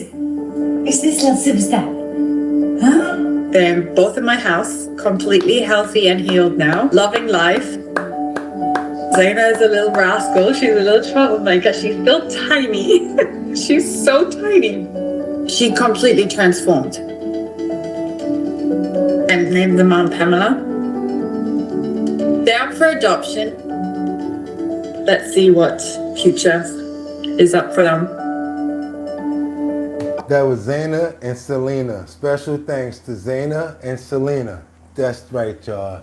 This is what we do over here. You know, we always got to end it off with fantastic stories so you guys can feel great about yourselves. That's right. I want you guys to have high spirits, good feelings out there. And you see what happens with the power of love, you guys? You can't beat the power of love. You saw that baby down there looking distressed, and she didn't give up. Went back and got the mother too. And now look at her. Didn't even think that that baby would wind up looking like that. Love, every strand of hair, every stroke, everything. Look at that, y'all. That's why I always say, power of love can turn around a whole situation. Imagine if we did that and we actually cared about each other and we actually loved each other and we put situations before, put ourselves before little situations. We can do much more as well. Do me a favor, double tap that screen and get those likes up if you appreciate the content. Also, if you're trying to promote a business and get your business out there, we want to help you. All you got to do is send over your promo. Send it over in a 1080 by 1080 size frame. Like when you see those pictures pop up and it's Boogotti or maybe us at St. Patrick's Day or maybe the coffee promo, that's in the post notification area. So you guys can send over a promo too. You want to promote your business, trying to get something going, send it over to us. 1080 by 1080 size frame, do your artwork, send it over to me at bridgethisllc@gmail.com. That is bridgethisllc@gmail.com. We'll put it up in the post notification area for you guys, and hopefully a bunch of people see it, start working with your business, and get you out there. Also, I use it for promo too. I'm not going to just be one of the people that's not promoting as well, because we're promoting the Show Your Talent search. That's the talent search that we're doing in Manhattan, Bronx, Brooklyn, Queens, and Staten Island. We're the new distributor now, and we're going to be giving you guys a list of all of the new stores that we're going to be at doing the talent show. What is that? Manhattan, Bronx, Brooklyn, Queens, and Staten Island. That means that you guys show up to the stores, boom, you can make $250 on the spot, just at the location, after we get everybody together, along with one person online, because we're going to allow people to come on online and show their talent as well. That means one more person, boom, can get $250. Once we put everybody together, that's the grand prize right there, you guys. I'm going to be the host, sponsored by Big Drip Hard Punch. So the grand prize is $1 grand. After we get everybody together, we're going to let everybody compete against each other. And that's right. Out of that competition, we're going to determine who the winner is. If you guys want to be a part of the Show Your Talent Search, that's coming up in about 2 more weeks. I can't wait. All you got to do is go to the website, fill it out, put your email address in. I'm sorry, just your email address. First page, email address. Put it in the slot, www.drinkbigdrip.com. www.drinkbigdrip.com. We're trying to get a mass of people to come on and be a part of the talent show, and we're going to be having a good time doing this. Last time, we had a couple of locations in the Bronx and Brooklyn, but nothing like this. We're going to start it off once this spring starts, and we're going to run through the entire summer and just do a bunch of promos at all of the locations, restaurants, in-stores, and liquor stores as well. Hopefully we see you guys there. Some people already popped up last year. We're going to see who comes up this year. It's your boy Boogotti NYC. This is Our Bottom Line. And this is the time you got to put those prayers in the air, because we started off that way and we got to end it off that way too. We got to make sure we're praying for ourselves and making sure that we're covered before we get out here and deal with this crazy world. We got to make sure that we get covered by the Lord.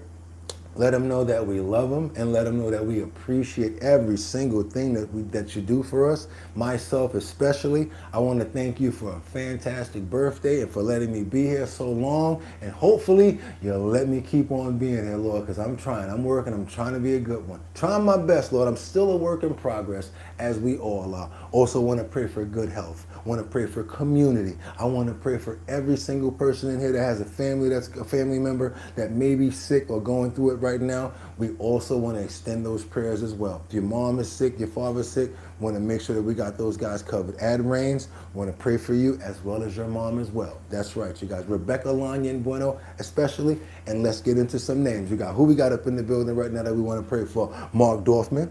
I'd love to pray for ADVERTISE. That's right. And your mom, Batty Lynn, Liberty and Justice. I also see Cinnamon.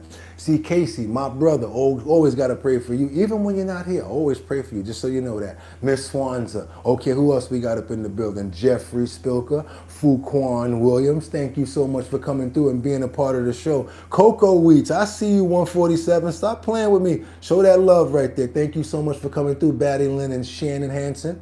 Thank you so much, Liberty and Justice. Who else I see up in here? Audrey, Miss Swanza. Who else is up in here? Jonathan. I see Jordan Dowdy. I know the names when I see them. You guys ain't been around for a couple of days, but I know the names when I see them. Rebecca Lanya and Bueno. 420 John Patrick. Hey, Rebecca, let us know how you're doing with the doctors and everything. We actually care over here, and you got a family over here too. Coco Wheats. Also got to say mad love. I see you, CJ the Cat. That's why we showed CJ the Cat. We had the video, the cat up for you yesterday at the parade. You might want to go check that out. Keith Glover, Tanya. Also can't forget about Jeffrey Spilker. Kalesiv, thank you for always being a great part of the show. A nice asset to the show. I love the way that you always interject and bring information in. John Patrick. Also Sam Champion. How you doing, Sam? I did have a fantastic birthday, and I hope you guys loved the video as well. Casey Ramos. Can't forget about Entire Me. That's right. That was a good one right there. Entirely Me. I like that name. Casey. All right. Cecil. We got to get more in there. I see more people trying to pop in. Ajmaraj, Time Elliott. We got Kalesiv. I see Cyber. Can't forget about Coco Wheats. Faith Volley. Patrick. Also Keith Glover. Got to get you guys in here right now. Go ahead and put up a message, and I got you, Zebra Goose. Thank you, Boogotti. I want to pray for everybody. I saw one of my family members. She has a little breakout going on her arm. I want to pray for healing. She took that jab, and next thing you know, had issues. We want to pray that you clear up. We want to pray that you heal and the pain goes away. That's right. We want to pray right now and ask that in Jesus' name. in God's name. Also, for who else? Cecil, I see you. Gonna get you in here too. Tom Elliott, Mark Dorfman, and Casey. Amen. That's right, you guys. Y'all know what today is, right? It's Wednesday, hump day. Have a good, fantastic day out there. Make sure that you're watching on the swivel, making sure that you're good. Make sure that you're taking care of those animals out there. Make sure that they got their water and their food. I already know that you are anyway, because you're good people, and we love the animals over here as well. Want to make sure that you guys are here tomorrow, 6 o'clock in the morning, because we're going to be doing the same thing from right here. And everybody who came out to the parade with me yesterday, I want to thank you guys for being a part of it. All of the gifts and the happy birthday wishes. I want to thank you guys, because I'm going to tell you the truth. It was one of my best birthdays. And that parade, it probably was one of the best parades that I've ever attended. I mean, we was killing it. They loved the outfit. They was loving what we had going on. We probably got stopped by like 5 people to take pictures. And you guys that weren't able to make it, hopefully we're able to do it again next year. Hopefully you'll be able to come out with me to other events, because we're going to be doing this all summer at different places with the Big Drip Show Your Talent Search. That's how we do it. One location you pull up, but you got to be 21 and older. Also, you guys, I can't wait to see you till tomorrow. And you know what I'm going to say right now, right? Y'all could have went anywhere. But the fact of the matter that you came here to chill with me on Our Bottom Line this Wednesday, hump day, the day after my birthday, March 17th, I appreciate you.